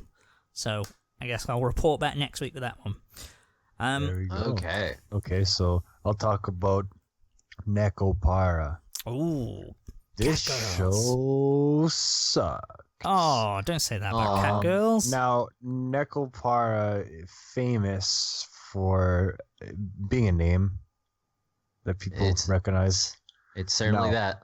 As it is, it's just a dating symbol. Cat girls work at a restaurant, but they operate under like cat girl laws and shit, and people like rape people. Yeah, like people like raise them, and they can't go out unless they have like the bell. And right. They gotta, like, go through Okay. some tests. So it's one of those weird alternate universe things where there's a special type of sexy lady. Yeah, it's dumb. I don't like it. And basically, this show is devoid of anything that gives you humanity, interest, or a spark. I felt like it was just an episode that was just going, it was just happening, and there was nothing interesting. They were like, hey, master, this and that, and oh, look, we're going to go to the park. There's a scared cat, and it was devoid of anything. Anything, you know? Like, I was so bored. It was just like the cat girls, and the animation wasn't good. It wasn't bad, but it was very dull looking. The character designs need animation when you have sexy cat ladies. Yeah, but like they need to look good, and they look okay, but it's just like I don't like these stupid cat law, like taking it that seriously. Like, oh yeah, we gotta, and then there's like this weird jarring scene where the two cat girls are sitting on the bus, and there's like this mom and daughter, and the mom's like, oh, look at them, they must be smart because they have the bells. That's the only way they can go outside, is that they have the bells. And they're just like sitting there soaking in this praise, but it's just so awkward. Everything about this it's just dumb. I do not like this. Like, I just was like, you know what I mean, when a show just lacks humanity in anything. Yeah, if you're like, gonna take the concept. I don't know if you watched the show or if you accidentally wandered into a showing of Cats. Well, now, there's a possibility. But I just felt like I said, like, that's what I meant when I said Asteroid in Love is boring, but the characters at least have a little spark. They at least have like a interesting dialogue. They talk about things that you wouldn't see necessarily in another show. Yeah. Or at least they bring up something interesting that makes them have a little something as a character. But this show is just boring, man. I don't fuck this. Yeah, I was going to say, because the concept of like them taking, like you say, the laws, like the cat logic seriously, like that could have potential, but you have to because it's so stupid, you've got to have the show match that. It can't just be mundane, like them sitting on the bus or whatever. Even solely like, to have that shit down. That scene, when I watched that scene, I was like, this is bad. Like, it was something about them just sitting there with this blank smile look on their face while this mom is telling us about the bells. I'm just like, oh my god, no. Yeah, let's do some expository dialogue. It's like, this is not what I'm watching anime again for, so I'm not gonna watch. Fair enough, mate, fair enough. You gave it a go. Mm-hmm. And Well, does anyone else have something they've seen that the rest of us haven't seen? Just because I got one more to talk about. I think I've probably seen a couple that maybe other people haven't seen. Simon, did you watch the Scientist show? The Scientists Fall in Love? The Reiki Gakoi ni Ochita no de Shomai Shimoneta? Reikiko? Oh, Scientists Fall in Love and Reiki-koi. try and explain it or some shit. According to my anime list, the alternate title is Reikekoi,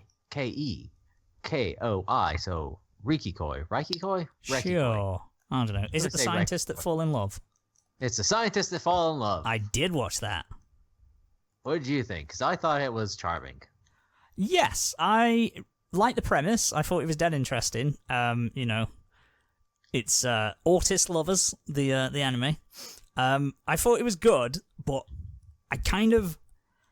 Again, this was one that I thought would be a short, but it was a full-length show, and I was kind of surprised about that. And I really enjoyed the first episode. I liked it. Like you said, it had a nice amount of charm to it. They were nice characters. But I don't know where it's going to go from here, like, unless they just repeat it, like, oh, they're going on a trial date to gain experience or gain, data and that kind of thing. And I'm curious about the same thing, because I liked the first episode. 3 of them were already up, and I have to wonder how long the joke can last before the joke needs to change. I did only watch the first one because I meant to watch the second. I was going to watch the second and third, but I was watching it with Mrs. and we never did.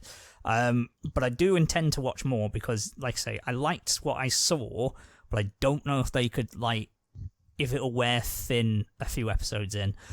I think what's going to make or break it is the cast itself, like the supporting characters who are around them, because we only got introduced to the quote-unquote normal girl, the normal kind of bubbly high school girl.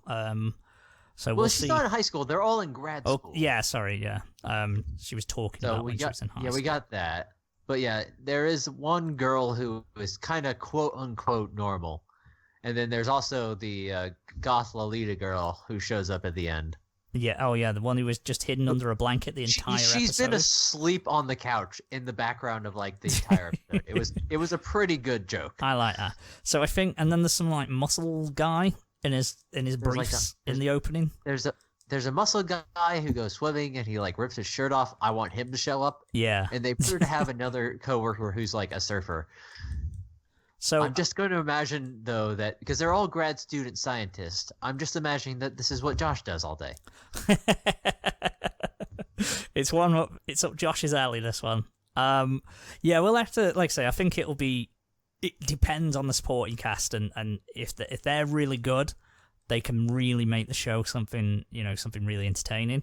But yeah, I liked it. I like what I saw so far, but obviously longevity is the only concern. But there's no other issues from that. There were good comedy spots. The only part that sort of lost me was the middle with the bear, and it was like, I get it, it's science talk, but it's broke up. Yeah, this is a Robot Senku. Yeah, portrait, except he's a scientist bear. Yeah, maybe we'll see more of Scientist Bear, because I liked his tone where he was kicking off on people. It was quite funny. Yeah. No, they seem to have a sense of humor about it, so that's fun. And I would like to see just more of the character development of the main two. Yeah. Because so far the guy is sort of super serious, the girl is super serious, but she also has moments of emotion. Yeah. I like how she has the hair. Oh, that wags. Yeah, wags when she's happy. I love anime characters who have hairstyles that that describe their emotions. Yeah, I appreciate, especially in a comedy, when you pack it chock full of as many tropes as possible. So obviously they had the wall slam because it came from a manga. I like that's quite a clever idea that they're using. Pre-existing tropes in universe, and I think that's quite funny. And right, because they're all nerds and don't know how to actually be humans. Yeah, so they're going to use all of the typical It's not scenarios. Even just they're scientists; they're huge nerds who don't have a lot of social skills. Please let there be where they have to do the fall into the breasts moment. and they've got to engineer that so he falls into the breast, so the accidental breast growth. There's got to be one of them in there, but it can't be accidental. And she has ampleness. Absolutely. She's because they did the glasses thing as well, where he takes his glasses off and he's hot anime boy, as they normally do. He needed to slick his hair back. That was all he needed to do. Run his hand through his hair, but he didn't. That was a good bit. Also, the bit where he's like, "Look, when I slammed my hand against the wall, you could have been distracted by something else." And their first example is a UFO. Yeah.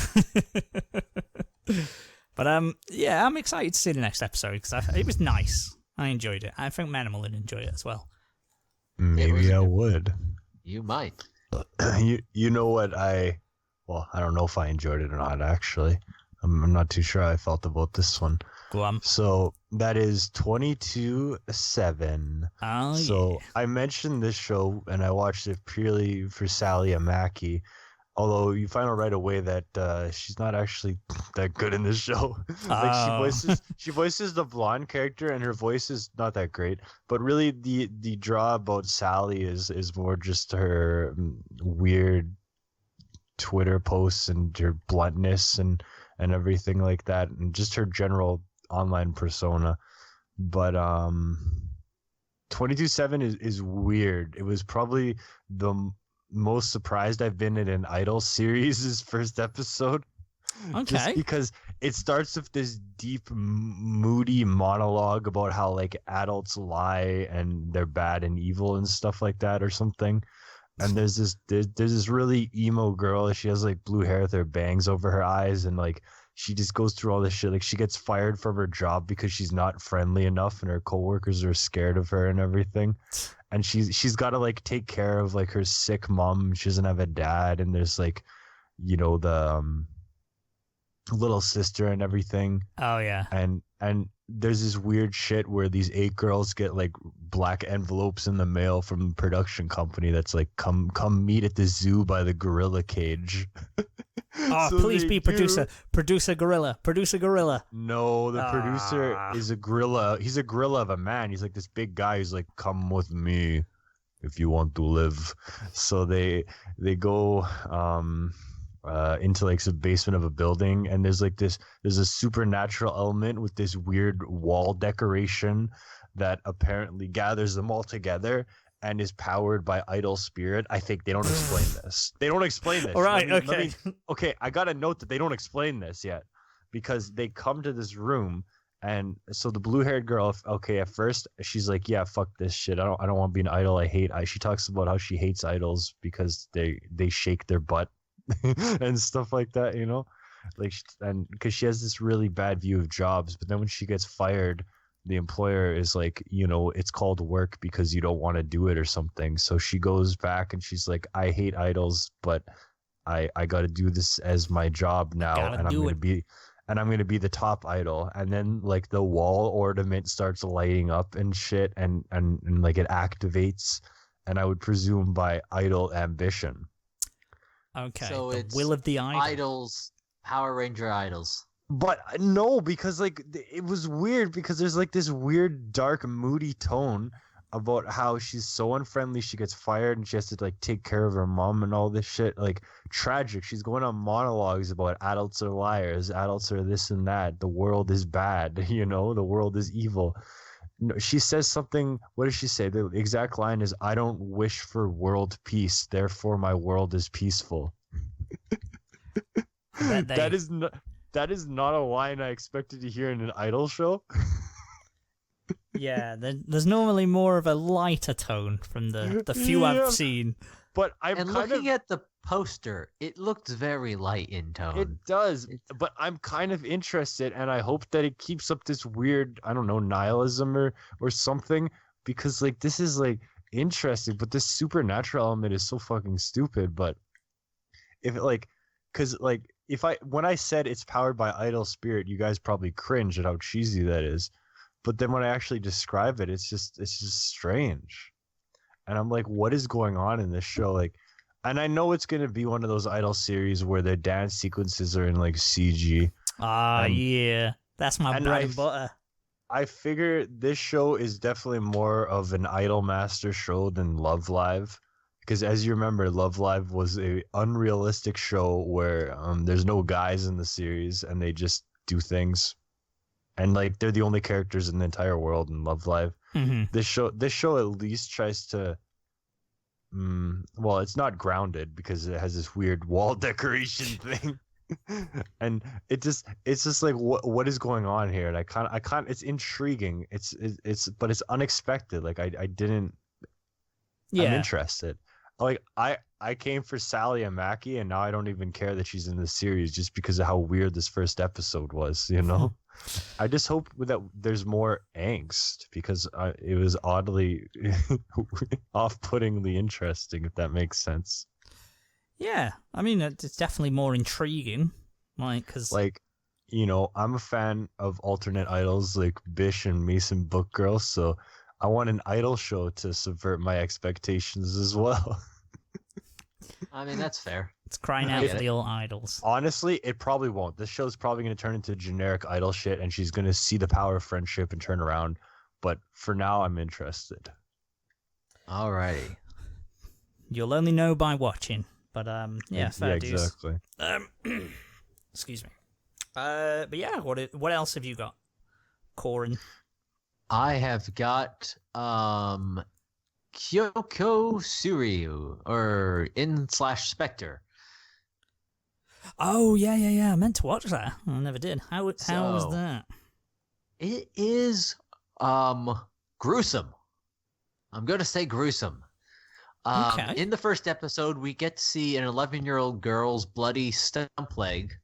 We get to see a man have his arm bend the fuck off, and have a girl have her eye gouged out. What kind of show is this? I don't know yet.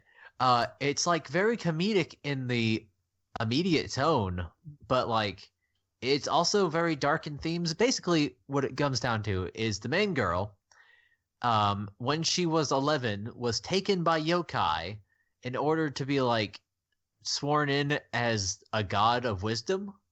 And because she needed to become a god, you know, you can't get that shit for free. So they ripped off her arm and gouged out, they ripped off her left leg and gouged out her right eye. Ow. Okay. And now she can see like monsters and stuff. And it's basically her job to be like a mediator. So like they come to her and she has to like hand down judgments and shit, you know, like as you do as a wisdom, fulfilling god. But then she meets this guy that like all the monsters are fucking terrified of. And he is several years older than her. She is, despite looking 12, actually 17. So says the show. He is getting ready to graduate college, but funny enough, she met him once and decided she was in love with him. At which point she compared him to a goat. Don't ask me why. But he has this thing where monsters are afraid of him, so she kind of drags him along and forces him to help her excise a demon that has taken hold of a library. And at the end of it, the demon bites his arm clean the fuck off. Blood spurts everywhere. But then he's like, what do you know? And then the demon fucking melts like it was the goddamn, like they just opened the Ark of the Covenant. And then he's like, by the way, I guess I'm poisonous to demons because when I was a child, I ate a bunch of demon flesh. That doesn't sound like that'd work. It doesn't. I don't know, man. I don't know if it's good or bad yet. I really don't. Because, like, the girl's very comedic. The guy's pretty a straight man. I don't know what the tone is yet. I'm interested to find out, though. I'm definitely down to watch another episode of this. It's amazing how many of these first episodes in anime are just, like, totally either confusing in terms of tone or just like a 180 from the rest of the show. There's so many. I can't think. They gotta get you in. It's very strange. I'm interested to see where it goes. I think this could build to something because I think they're going to sort of become a tag team. Because like he has more physicalness, and because like she has a fake leg and one eyeball, she gets around pretty good, but she still like moves around with a cane. You know? Yeah. So we'll see. I'm interested. I'm really interested because she's really fun on screen. She's definitely the main character so far. Guy hasn't done too much. Guy ain't done shit. Yeah. Fair dues. Okay then. So, I suppose the last one that I've seen that I don't think anyone else has seen is I've watched the first 2 episodes, and it was technically free because the first episode was 45 fucking minutes long. Of Darwin's Game. Oh, I've heard some people talking about that. Yeah. So when I read the synopsis, I thought it was going to be like King's Game, which was in the winter season of last year or the year before. Might have been 2 years ago now.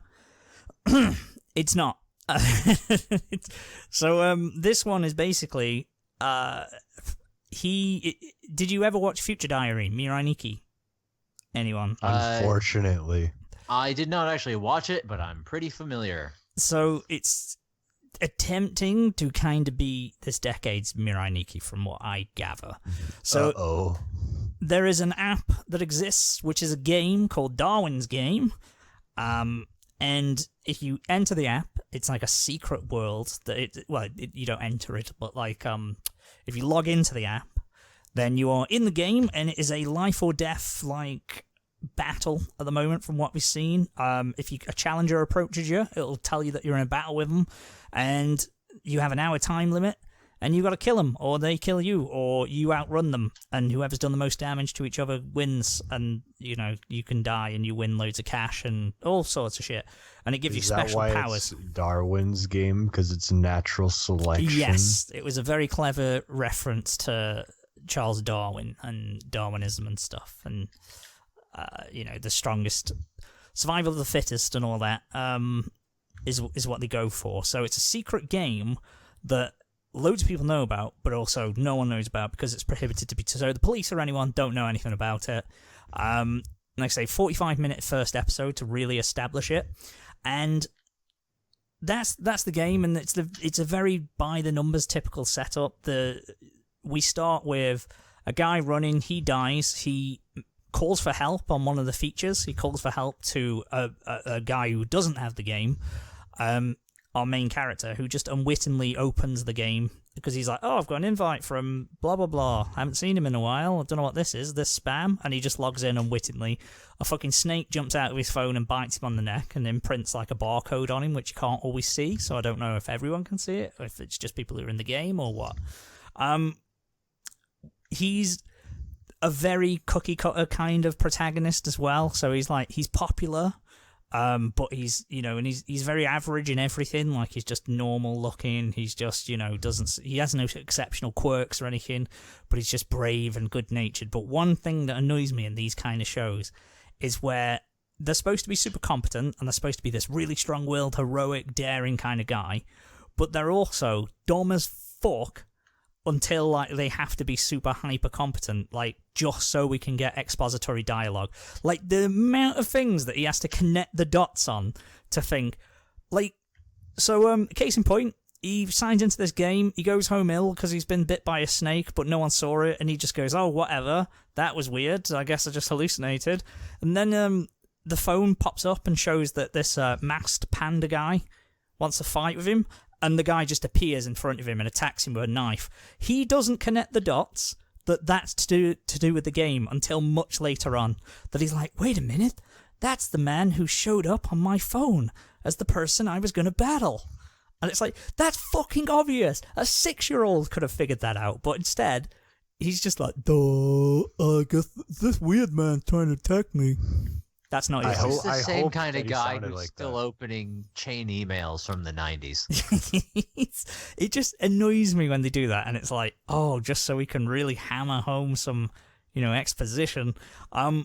So the game, it's a death match, and it gives you, when you sign in, it gives you a special sigil, gives you an ability, and the ability seems to be, it can be literally anything.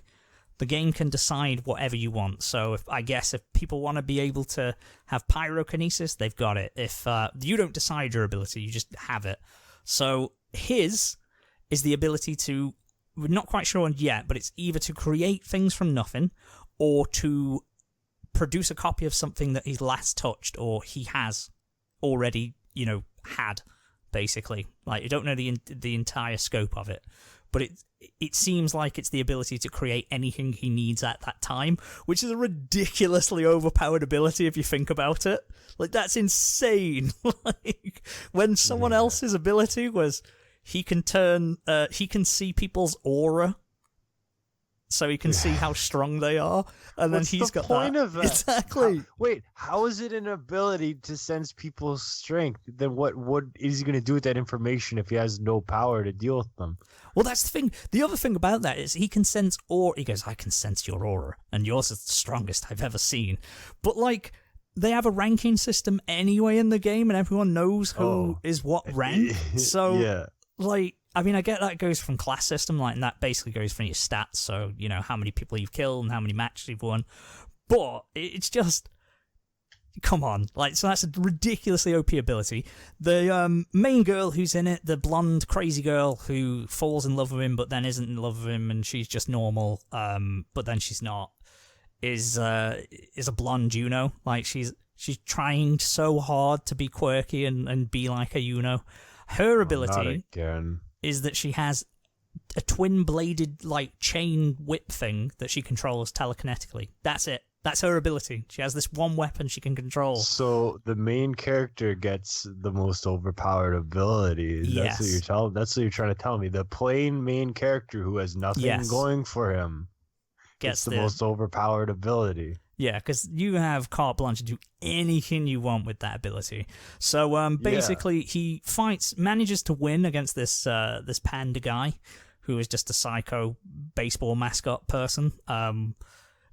Very reminiscent to the beginning of the first episode of Miraniki when the serial killer comes after him and he's using, like, because he can't use his power. The one thing I like is that he doesn't really overcome him. Because he doesn't have any powers whatsoever. He uses a fire extinguisher on the guy because he has an invisibility sigil, so he manages to see him there and runs off. But the way he wins is because he just happens to be in a car park and a car just fucking nails the invisible guy, like, from behind. Oh. That's how he dies. So he doesn't have a hand in it at all. Like, it's just literally he did that. This show sounds like shit. Yeah. Second episode was so the cliffhanger. This blonde girl takes an immediate interest in him. Blonde Juno takes an immediate interest in him. People are talking about him immediately somehow. They're like, this guy, Kaname, blah blah blah blah. He's got something about him. He beat the rookie hunter. She asks him to meet her in a warehouse because she wants to learn a bit more about him. She ends up in a fight to the death with him, and he wins. He forces her to surrender because he discovers his ability. And then he wakes up because he passes out from blood loss because she's attacked him.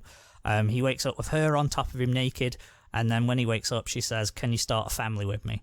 That's how the first episode ends. Second episode, so you like... I can't tell you how many times I've woken up with a random naked girl on me, and she asked me to start a family with her. Isn't that just the most juicy, just the most exciting thing that can get a man really going? Do you want? I mean, in fairness, a naked girl on top of you would probably get you going. But I'm talking about the dialogue. Yeah, it's one of them. The second episode, immediately you go into the second episode. He goes, "What did you say about?" Oh, that's quite funny. He's like, "Why are you naked?" She's like, "Oh, I couldn't be asked to put pajamas on. I was tired because I had to carry you." And he's like, "Right, okay." So she gets off him and, like, she crawls off the bed, but he very deliberately just, like, stares at her ass and vagina. And I like how he left, like, the shot in, because normally they do the embarrassed look away. He does that, but only after, like, he gets a good eyeful before he looks away. A man's got to do what a man's got to do. Yeah, I mean, he knows what he wants. Exactly, you would definitely have a little gander. But yeah, so she's playing this off like this is absolutely nothing. He goes, "What did you mean, start a family?" She's like, "Oh, like a clan. Like, would you start a clan with me on here?" He's like, "Oh, okay, I get what you mean." Well, that's the thing. Subversion. So I'm like, right, okay. Is the show telling us that she appeared interested? But I guess she has no problem being naked around him, like she doesn't care. So is that supposed to set up a bait and switch where it's like, oh no, she's not interested at all. She just wants him because he's got a cool ability. But then she's like, oh, let's go. Oh, well, we're not together yet. And she's blushing and wants to take him on a date and all that. And she's acting like she's really happy to get any kind of positive attention from him. So she's like this doting yandere type. And I'm just like, what was the point?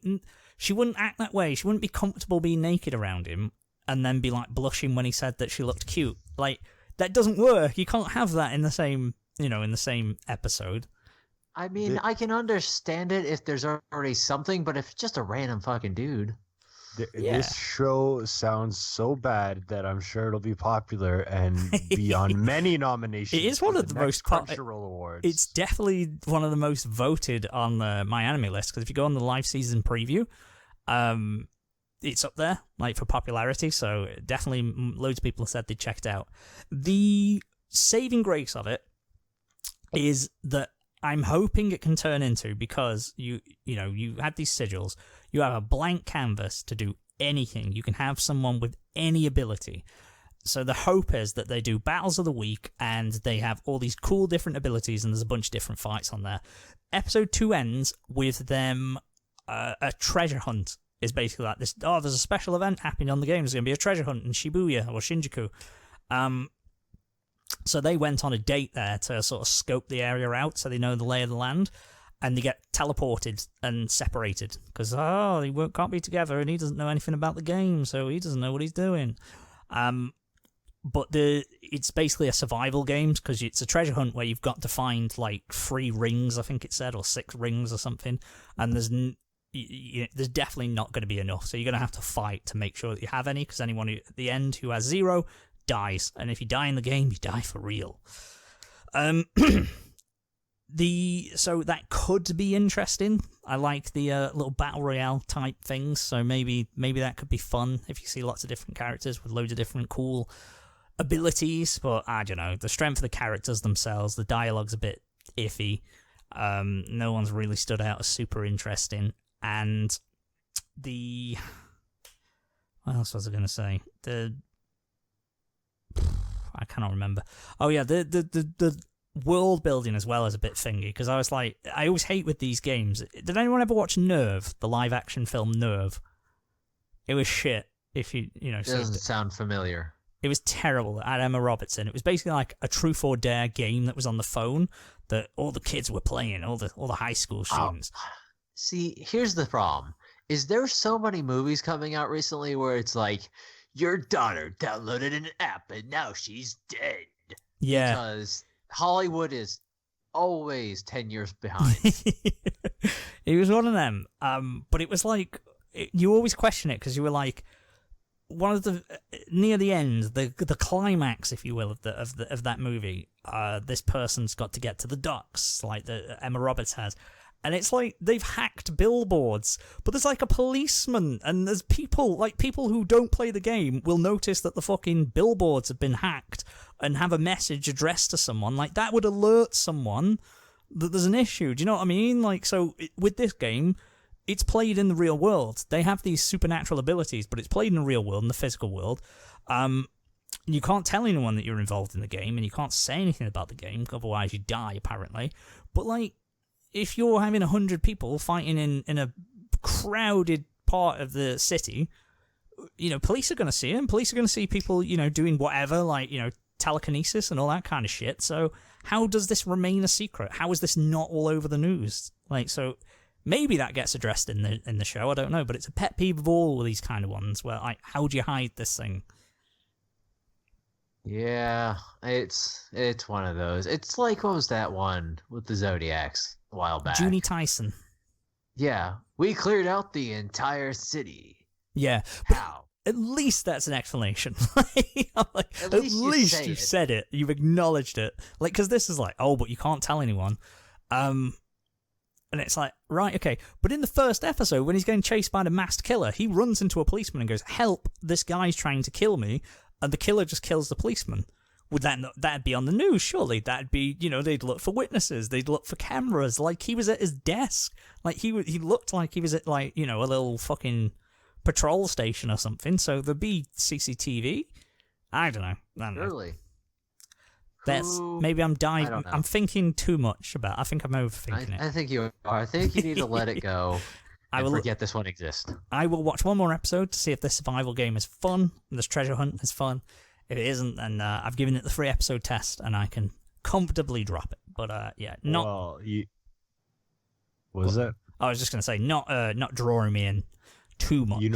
You know what is a better show that me and you watch? I don't know if Corey watched it. Go for it. I have a show nobody watched but me, so I can talk about that one first. Yeah. You can throw it in. Yeah. I know you want to get to it, Manimal, but yeah, I can't wait. I would like to talk about Somali and the Forest Spirit. So I actually did a write up of this on MR, so check that out if you're interested. But this one's really good. Do you remember? I mean, it's in the name. But do you remember? Was it a season or two ago where there was a human raising a devil character in a fantasy world? Yes, I watched a few episodes of it. If it's for my daughter, I'd do anything, even defeat a demon lord. Yes. Flip that around. It's a monster world, and it's a human girl, and it's a golem from a forest who looks like a Cenobite from Hellraiser. But he's like super chilled out, and I think he has the same voice actor as the captain from Fire Force. Okay, that sold me. I want to watch an episode. But basically, it's a world that's run by monster people, and they're like proper monster people, not like that kind of thing where it's a sexy lady who's kind of has ears.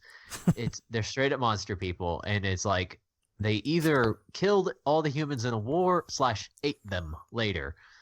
So that's why there's no humans left. But he finds a human girl in the forest, so he's like, I gotta find fucking humans for this girl to be with. So they're on a quest. But like, God, this show's pretty. Like the backgrounds are all like watercolored looking. And like the girl's super adorable. The golem dude's like, I don't understand love, but I must learn. Because he can't experience emotions because he's made of rock. And it's like, I'm just going to go out and I'm going to like slowly study people to figure out what love is. That's cute. That's what you want to see. And it's just really cute and lighthearted and kind of fun. And it's probably going to get real sad because the golem's arm is shown to be like breaking apart. So I'm thinking maybe he might be dying because he's not in his forest. Because the show starts like when they meet and then skips ahead a bit. But like at the beginning, he's like doing a little monologue. He's like, I'm supposed to, maintain the forest for 1,000 years. I never thought that wasn't going to be my purpose until I met a girl, yada, yada. But basically, she calls him dad and it's adorable. Yeah. Also, his face splits wide open and it has a demon eye inside of him. See, that seems more interesting because Demon Lord, the problem was he was like she was a demon girl, but for all intents and purposes, she was literally just like a cute little girl, like a little anime girl. And he was just an obsessed, doting father. Like, it was bordering on creepy. But he was just like really obsessed, like, because he took her in and he's like, oh my God, she's so cute. I love her so much. Like, and it's like, all right, you've been taking care of her for like a few weeks. But there was that potential. I don't know if they explored it, but they seem to hint at a wider, like sort of darker tone to it, where beasts are treated. They murdered and slaughtered animals and any monsters and demons, and she's considered one. And there could have been this sort of more interesting dark part, which I kind of hope this would go into as well. Yeah, I think it will, because like there is a part where we get a little heavy-handed exposition, but basically there's a couple dudes who are like in a bar just going, they had a human in the market a while back. Of course they had a human in the market again. They're really delicious. And there is a part where the girl likes like animals. She follows them around. She chases butterflies and cats and stuff. Mm-hmm. And she chases one cat that turns out to be a sentient monster cat. And he's like, hey, nothing by it, but like, you smell delicious. And then the golem dude fucking Supermans out of the sky and picks her up because he's a cool golem dude and can talk to birds, apparently. He's a golem dude. That's what they do. He's a forest guardian, man. It's cool as shit. Yeah, I know, because it was on Crunchyroll. It was one of the first that came out, and I keep meaning to click on it, and then you get distracted by other ones, so you watch them, like Darwin's Game or Pet. But yeah, fair enough then. I'll definitely have to give it a cursory glance. Yep, it's a fun one. I really like it. I'm definitely keeping up with this one because, like I said, it's just so gosh darn pretty. The backgrounds are so like packed with stuff too. Mm-hmm. Like you could not get bored looking at the screen. Yeah, awesome. Speaking of monsters, then I feel like So Seton Setun Academy. Gakuen. So this show is about the only two humans who live in a school of animal girls and actual animals. So I want to note that right away. This show, it looked like boring generic shit, and then it starts out, the principal is a T-Rex, the headmaster's a crab, there's an ape cafeteria guy, there's two blushing donkeys. It's an animal school. So like, now, all am the I girls, correct in thinking that all the girls are human, basically, and all the guys are just the animals? Yes, you would be. Yeah, you would be correct. So, full on donkeys, but like amorphosized, anthropomorphized, whatever. And then the girls are just like a girl, but she has a horse tail, or she's got horse ears, or that's literally it. They have a tail and ears, and they're the distinctions for the girls. But the lads are full on just the animal. Yeah, I love it. So like right away. So this guy's in this school because like now like animals are outnumbering humans, and this guy hates them all. He's like wishing they'd all go extinct and shit like that. And then like he meets like this wolf girl who's actually really annoying. This wolf girl is like, I hate her. I actually hate her. She's really annoying. Like, well, she just wouldn't shut up, and she has such an annoying voice. She's supposed to be a little annoying, but she's endearing at the end. At the same, well, yeah, actually, because like she just wants some friends, and she falls into the wrong crowd a lot of the time, and people who like bully her and shit. So the main guy is, I would say, a post Kazuma protagonist. So he's kind of like the asshole. Aloof, he's really disinterested. He's blunt and and like. I love it how this show did something. Like the wolf girl talks about how a boy saved her from two bears, and it's the main guy, but he's like, "Oh shit!" I wish you didn't remember that. Yeah, as soon as he said it, I was like, "Oh my god, it's obviously him, isn't it?" But the way they did it, like she remembers it as him saving her, but actually just got the shit beat out of him. Yeah, because they were bears, and as we mentioned, the male species are the fucking actual, like, they are bears. They're like 12 feet tall. They're twice the size of him. School outfits on. Yeah, so the big bully bears. I don't know if it's the same bears, but there's just a bunch of bears who are there who want to. So that's the show. This show is bear rape, isn't it? I was just gonna say that's the only part where I went, okay, because up until that point. So, yeah, I suppose winding it back a little bit then is he goes into the school because he got attacked by a bunch of bears when he was a kid. That led him to hate other animals. And the animals follow their instincts really strongly, don't they? Like, they sort of display the traits of them. So the wolf wants to be in a pack. The zebra was, she was the bitchy girl who everyone doted on because she was a fancy-looking horse, but it turns out they're actually a donkey, not a horse. Yeah, the show's a little educational. It like teaches you about animals, and then it had this. I love the scene in the cafeteria where he's going and they just have like plants and raw meat, and he's talking to the gorilla, and all of a sudden it turns into a SpongeBob ass scene where it's a live action gorilla it's for an a actual second. gorilla. Yeah, because he's like, "Can you cook this? Why?" Yeah, why? And he just gives me like a honk. It's like a proper like Flintstone style, like fucking just honk of meat on a bone. When I saw that moment, I was like, "Okay, this show's interesting. Yeah. I'm watching this shit." It was sort of like that. And then so he's hating the situation. Wolf Girl comes in, asks him to join her pack. He gets annoyed. He gives her food to try and just fuck her off, but that just endears her to him. Because he doesn't want to piss her off. So she's like, "Yeah, we're going to be in this pack, blah, blah, blah." And then a human girl comes, He didn't know she was there, so he takes an instant liking to her and wants to get in dem panties, because I suppose, he's only got one other person that he can get in with. But because she's territorial, the wolf, she chases her off. He hangs around with this girl. He tells the wolf, piss off. She goes and becomes a horse and is carrying bags and is, bullied by a zebra. He shows the zebra who's boss by revealing she's a donkey, by lifting her skirt up and pulling on her tail. Panty shot. A little panty shot in there for everyone who's keeping track. The donkey boys with glasses were appreciative of it. Yeah, they're my favorite. Boys are the best part. I love it. It's just two donkey guys wearing glasses. I think that'll be the thumbnail because I fucking love that image of just these two little donkeys and their little hooves. Yeah.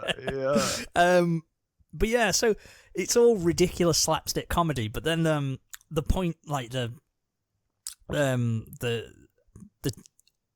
conflict of the episode, I guess, is where I was getting to, is these bears come up to the human girl and the wolf, and they sort of belittle them verbally, and then they basically they do grope the human, like they lift up the human girl and they're like pulling up her shirt, and it looks like it's like whoa, like, do you know what I mean? Rape. There's a bit of bear rape going on, and I didn't quite expect that to go. Yeah, that was kind of weird. I was like, oh. Yeah, because I was like, oh, this has gone from goofy, over-the-top comedy to, oh, okay. I was like, oh shit. So the girl, wolf girl tries to help, she doesn't. The guy tries to help. With bear spray. Oh yeah, he's got bear spray on him. But they just wash it off. The human girl runs off. He protects the wolf girl, but luckily human girl has gone and got the teacher, and the teacher happens to be a T-Rex who fucking mauls the bears. Wait, can we talk again about how the headmaster is like a crab? Like, and he rolls up the crab in the tank. I don't think. Am I misremembering this? But did the T-Rex teacher just have like a shirt and tie on? Like he's dressed like a very generic. Like... Yeah. I fucking loved it, and I think he had glasses on. I can't remember. I think. It was so dumb. Like but that's what made this show distinct, and that's why I like this episode. Oh no, that's what I want. It gave the show something that made it unique. Like, I thought it was just going to be some boring harem show about animal girls, but then you're right away, you're like, okay, this is different. Yeah, it's a lot different. I want it to be ridiculous. Like, if it's so far over the top, it's great. And because the animals closely followed the traits, I suppose it's like I don't want to compare it to Beastars from what you've told me of Beastars, but you mentioned, Corey, that Beastars, they sort of, like the rabbit sort of sleeps around a lot, like, because rabbits, fuck a lot and that kind of thing. Right, yeah, no, all the animals are a relative, I'm not going to say perfectly relatively sized, because there are, like, 6 foot tall chicken women, but they are reasonably within line with their actual species. Yeah. The personality traits that I suppose we would superimpose on that animal. Right. But like, I guess this is like a simplification of that idea. Like you say, like the bears are quite aggressive and they're like, and it just, they do act really wild. Like as soon as it's lunchtime, there's shit everywhere and people are just throwing things and you can just hear monkeys and it's just chaos. So I totally sympathize with the guy, the human. And he's like, that must be horrendous being there. But unless he was Lego, and then they'd be happy because there's cat girls and wolf girls.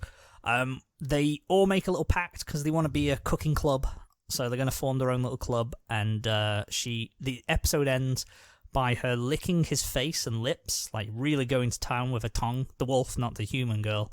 She does that on the guy, but then she does it on the human girl as well, because that's apparently a sign of affection that wolves do.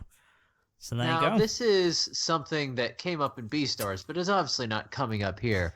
That's got to be real awkward in the cooking class when you're like making hamburgers and there's the cowgirl sitting right there. I'm not sure what they'll make. Maybe they'll make. That's true, actually. Because they're already serving up raw meat. That's what I was thinking. Then I was like, well, they did have raw meat there. In Beastars, it's a thing that everyone's vegetarian. Like the carnivores, eat like eggs and beans to get all their protein. Oh no, that's no one cares. I don't think it's as nuanced in this show. No way. This show is not meant to be like that. Yeah, there's one. Okay, before I forget, there is one that I really. I don't know what animal it is. I feel like she might be a turtle. But do you know in the opening sequence, there is a girl in like a shopping trolley, like an old woman shopping trolley thing. Oh, I don't remember. Who's just got like a green hat on. It's a Moe girl whose head's just poking out of this little shopping trolley, and she's got a little green beret on.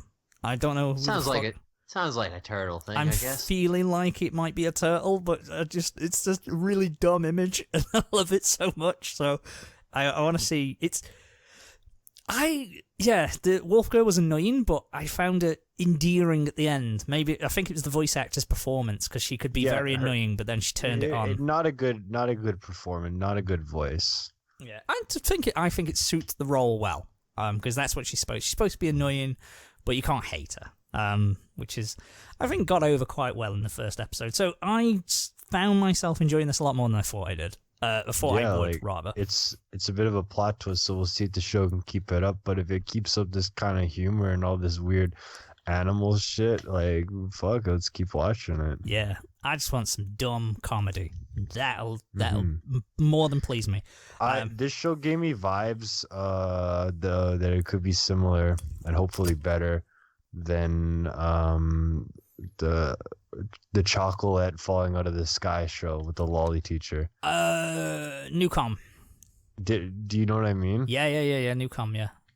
Like it has no, I know, but like, do you know what I mean? Like in terms of like the vibes, the comedy and vibe is a little similar. Yes, I think they've got a good platform for like the wacky comedy because you can just literally pull up any animal and go, right, what's like an absurd trait of theirs or what we can do, and boom, like just having the zebra being like really egotistical because she has stripes and the other horses don't, even though she doesn't have stripes because other than her ears, I guess, and she wore like, socks that were striped. Or her socks, yeah. That was it.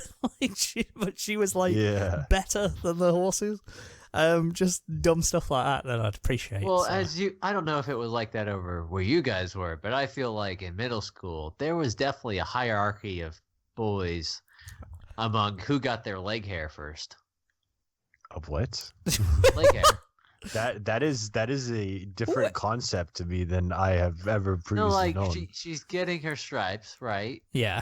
And that's what I'm understanding. So like she got her stripes then, so you're proud of that. It's like 14-year-olds is like, I got leg hair now. Right. Okay. I'm more manly than when you said it was a hierarchy of bullies, I thought like in my brain. Because I'm an idiot. No, boys. Oh, boys. Right, okay. I thought you said bullies, because I thought there was like a rank system for bullies. I heard bullies too, and it didn't make any sense. Like, based on who had the hairiest legs, they were like, chief bully. And I was like, that was an organized system for your school. Well, I sure hope there's lots of Portuguese kids. Hey, some and some Brazilians and all that, I was like, I mean, everyone had that thing of, who got pubes first. That was a thing. Yeah, we didn't really go into that. But he hasn't got pubes. Was that a thing, or was it just a thing for you? That was a thing for our school. It might be unique to my school. I don't know, but I think maybe it's a British thing. We were weird kids. You guys are less like weird about that kind of stuff. Do you guys have? You guys must have had kegging over there. I think you call it pouncing. Kegging? So it's basically where at any opportunity you would like say someone was wearing tracksuit bottoms or like jogging pants. They weren't wearing a belt, essentially. Anything that wasn't a belt. Oh, pantsing? Yeah, pantsing, where you would just pull down both. Like you need to try and get the trousers they were wearing and the underwear full on. Oh, that's a little too hardcore. That's what it had to be. It definitely depended on which social group you were in, I think. That was a thing everyone used to do. Jocks were into it. Nerds weren't so much. I mean, jocks are into like basically putting their dicks up each other's ass. They'll do anything, it's straight. But this was the thing in high school. Loads of people like that. You go for a piss. Say you were out on a Friday. Say you were out, 14, 15, bunch of you lads around. You go, you drinking or whatever in the park because you're a waste and a menace to society and all that kind of shit.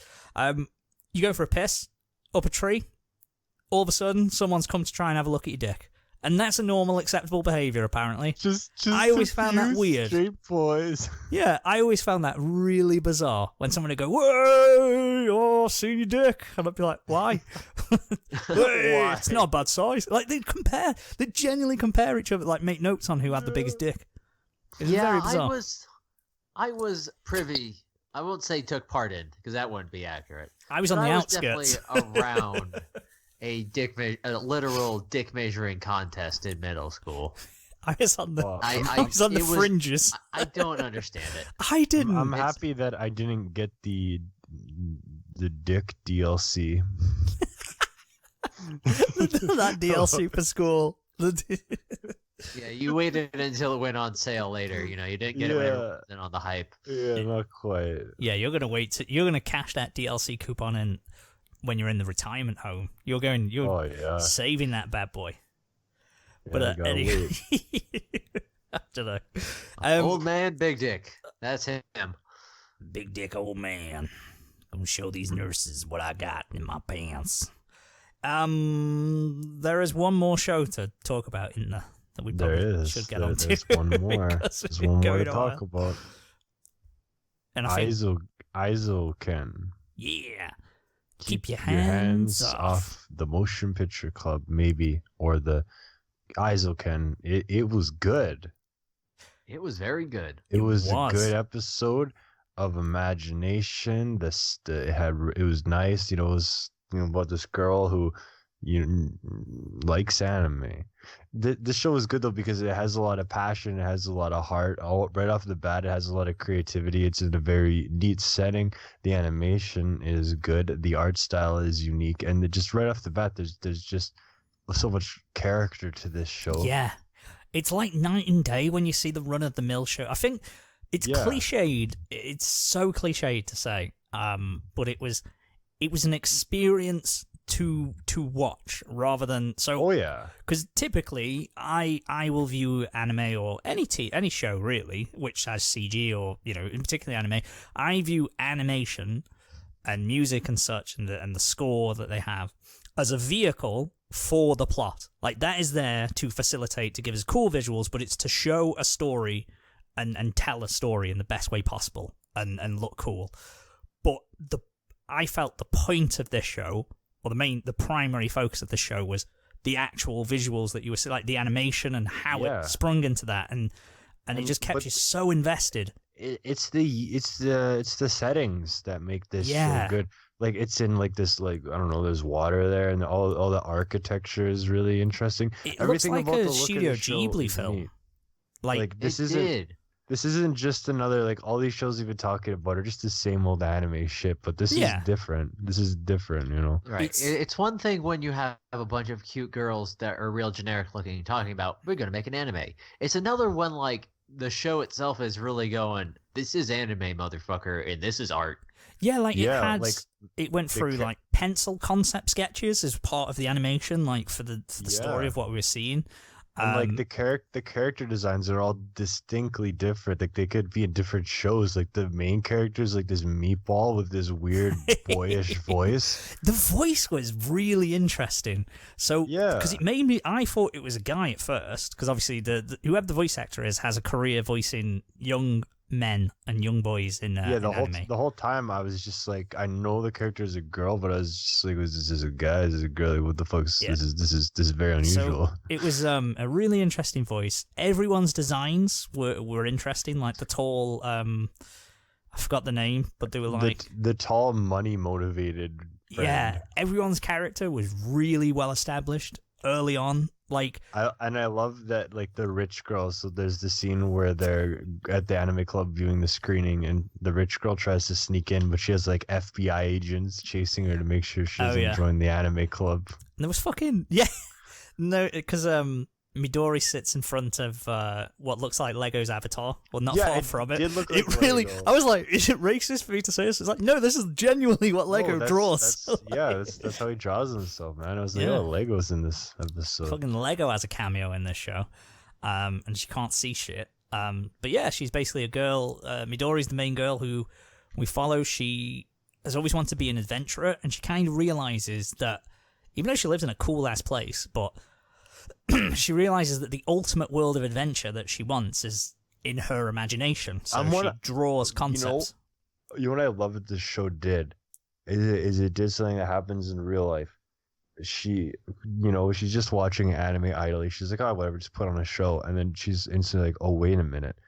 And then that's the sequence of finding the thing that sparks her passion. Yeah. That's like watching the show. That's like watching Gurren Lagann. It's like watching Godfather. It's like watching something that takes you to another level of whatever the form is, and then inspires that, because instead of just pointlessly watching something, it becomes the great passion. Yeah. And then she's talking about it at the screening, like, oh, look at this scene here, how they do this to make it look like this. And then that's what I mean. The show has so much heart and humanity in it already off the bat, Mm-hmm. Yeah, like they pack so much in, because I didn't want to just say that the art is I said point earlier, and that's wrong, because I'd say primary focus is like you watching visually interesting. Yeah, but the characters are really like.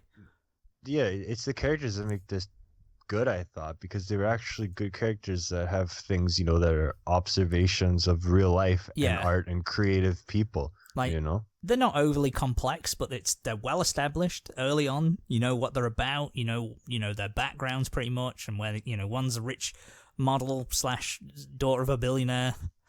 But it's because they're creative people. Well, I mean, the money motivated friend is just after money. Yeah. But also I noticed during the intro, they have their moments where they're surrounded by the things they love.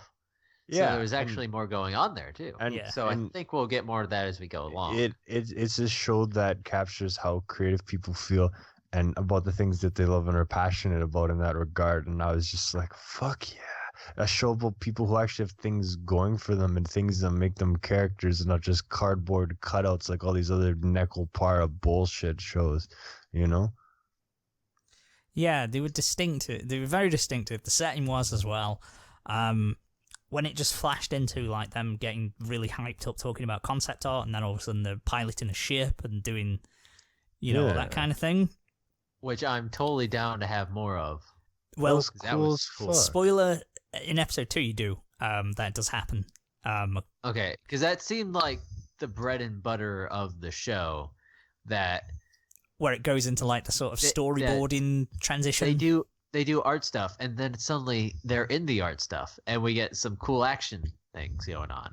Yeah, they had. It does happen again in episode 2, because I've watched that one. I won't say anything else, but hopefully they do that for most of it, because, like you say, it's a really nice touch and a bit unique for this show, because you sort of just suddenly go into it. But it's okay. Normally, I hate hard transitions. I like it works. So yeah, it just works really well in this show. You just accept it and you go through it. And you're like, yeah, it's them brainstorming. It's them, getting into the creativity of everything. I just love shows that are about creative people who have passion for things like this and express it. I fucking love that kind of shit. It seemed like it was made. That really is your subgenre of choice, is creative people who are passionate about things.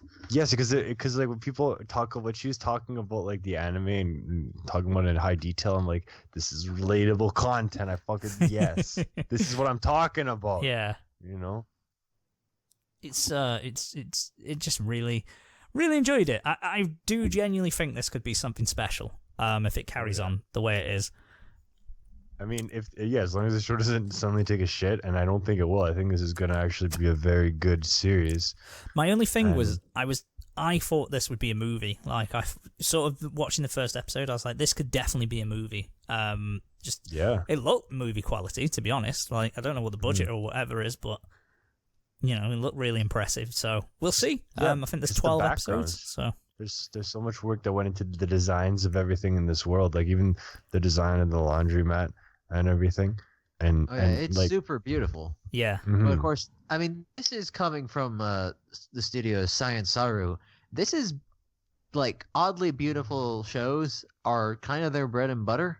Okay. What else have they? Recently, they did Devilman Crybaby, but everything else on their page looks like this, basically. Okay. Oh, that's good. I think this show is gonna make me coming back to this shit worthwhile. Definitely. I mean, this is the one. This is going to be a good show. This is not my normal, typical, thing. I'm a, shitty shonen fanboy, so that's what gets me rock hard. But this is just, you get the feeling there's something more. You can see the enthusiasm for it and the passion for it behind every decision. Yes, that's what I'm looking for in a show. For somebody to put something into it. It doesn't just feel like it's been wheeled off an assembly line for 12 episode seasonal anime. Go. Yeah, exactly. They built a fake Ghibli movie into the beginning. Yeah, and it looked like a Ghibli movie. Just please give me a show with a pulse that shows me the human beings who care are making it. That's what I'm looking for, and that's what we got. That's what I hope we keep getting. If you ever want to know what an acid trip feels like, watch the opening to this show. Oh yeah, the opening is wild. Yeah, it's fucking mental. Because I was just like, what's happening? Although, it's wild. Tall girl whose name begins with a K and I can't remember it is probably my favorite. I love Money Girl. She's just just so disillusioned with them all, and she's just there for money. Normally, I hate the design. Do you know the sort of grimace where it all shows like the bottom teeth? That kind of design in anime, but it works here so well. Yeah. Oh, I kind of love it. Normally, I'm like, it doesn't look good, but there's always exceptions to rule. Like, I always hate the eyes closed thing, but it worked for Gin Ichimaru, so But definitely Isaac End, my favorite out of any that I've seen so far. Yeah, because it's like you say, it's not more assembly line, box ticking, cardboard cutout bullshit, and it's like, yes, please, just please. Nice little touch as well. They did, they went to they mentioned that there was an onsen, and I was like, oh, here comes the fan service part with these weird simplistic characters that look like 6-year-old, Yeah, that would be awful. This show would not be good for that. Yeah, and I was like, oh, this is going to be weird and interesting. But then she just had a vest underneath her, and it was absolutely fine. And I was like, oh, that's, respectful. That when they show restraint like that, an anime studio, when they could have shown some titties, no matter how low quality, they're almost like they have respect for what they're making. Yeah, so always a good sign, that is. But looking forward to episode 3, because I enjoyed 2 as well, but we'll talk about that next week. There we go. I think, has anyone got anything that they still are yet to check out, other than, I suppose we mentioned Dorohedoro already, haven't we? Well, I think there's some other, I don't even remember what it was. I think I'm good. Okay. I'll watch Aizuken. I'll see how good Seton Gakuen is. Yeah. And 22/7. I'll keep checking in on that show. Excuse me. Fair dues. I'm gonna check out Smiley and the Forest Spirit. There was Kute Dragons as well that I wanted to check out. I think it's like flying dragons. It's like where they hunt dragons. It's basically whale hunting, but it's dragons and airships instead of, being at sea. Which looked kind of interesting, so I might give that a go. And then Dorohedoro. But, pretty happy with what we've got so far. Probably going to drop a couple. Pet and Darwin's Game are hanging on, but we'll see. Well, Isaac is the jewel so far. Oh yeah, no doubt. But anything that you are going to watch, Corin, or are you happy with your list? I'm pretty happy with my list, except for reviewers, dropping that for sure. But between Inspector, Isaacan, Somali, and the Forest Spirit, and what was the last one I was fucking watching? Reikiko. Oh yeah, I'm good. Yeah, Reikiko. That's a pretty decent haul. We'll see if I keep up with Scientist. I like the initial offering, but we'll see what happens. It won't kill me if I lose it, but the others I'm pretty pumped about. It's all good then. That's all good. Well, I suppose we better wrap this up, guys, because we've been going for over 2 hours. So it's been a long one, but fear not, everybody who enjoys the show. We've had a lot of anime to talk about, so there's your fill. We've had to, wow. We actually talked about the thing that we allegedly are supposed to talk about. Yeah. that was like over half the show, so we've done well. Maybe we'll do it again next week. Who knows? But yeah, thanks for listening, everybody. Tune in next week when, I don't know, we'll do something. Wait. Don't forget. We're not going next. We're not going yet. I almost forgot. I got to get my guitar. Just talk about something for a minute. Okay. Here's something. What we're doing next week. We might have Lego on, hopefully. It'd be good to get him back because he's a legend of the podcast and a good man. I will also say that, guys, we're taking down to episode 200. Don't forget. Okay. If you want to be on the podcast, maybe you should talk to us. Okay. So yeah, episode 200. Don't forget, I'm making good on my word. I'm gonna do an unboxing and a ripping of a Beyblade on air, and the harmonica is gonna come back. I'm good on my word. I mean it. I'm gonna do that. Okay. Okay. So here we go. This is my segment of making a song or a melody, one note, one episode at a time. So here we go. So I'm going to play last week's note combined with this week's new note. Okay. So here we go. You ready? Yeah. Ooh. Can't wait for next week's. Tune in next. Bye, everybody. Bye.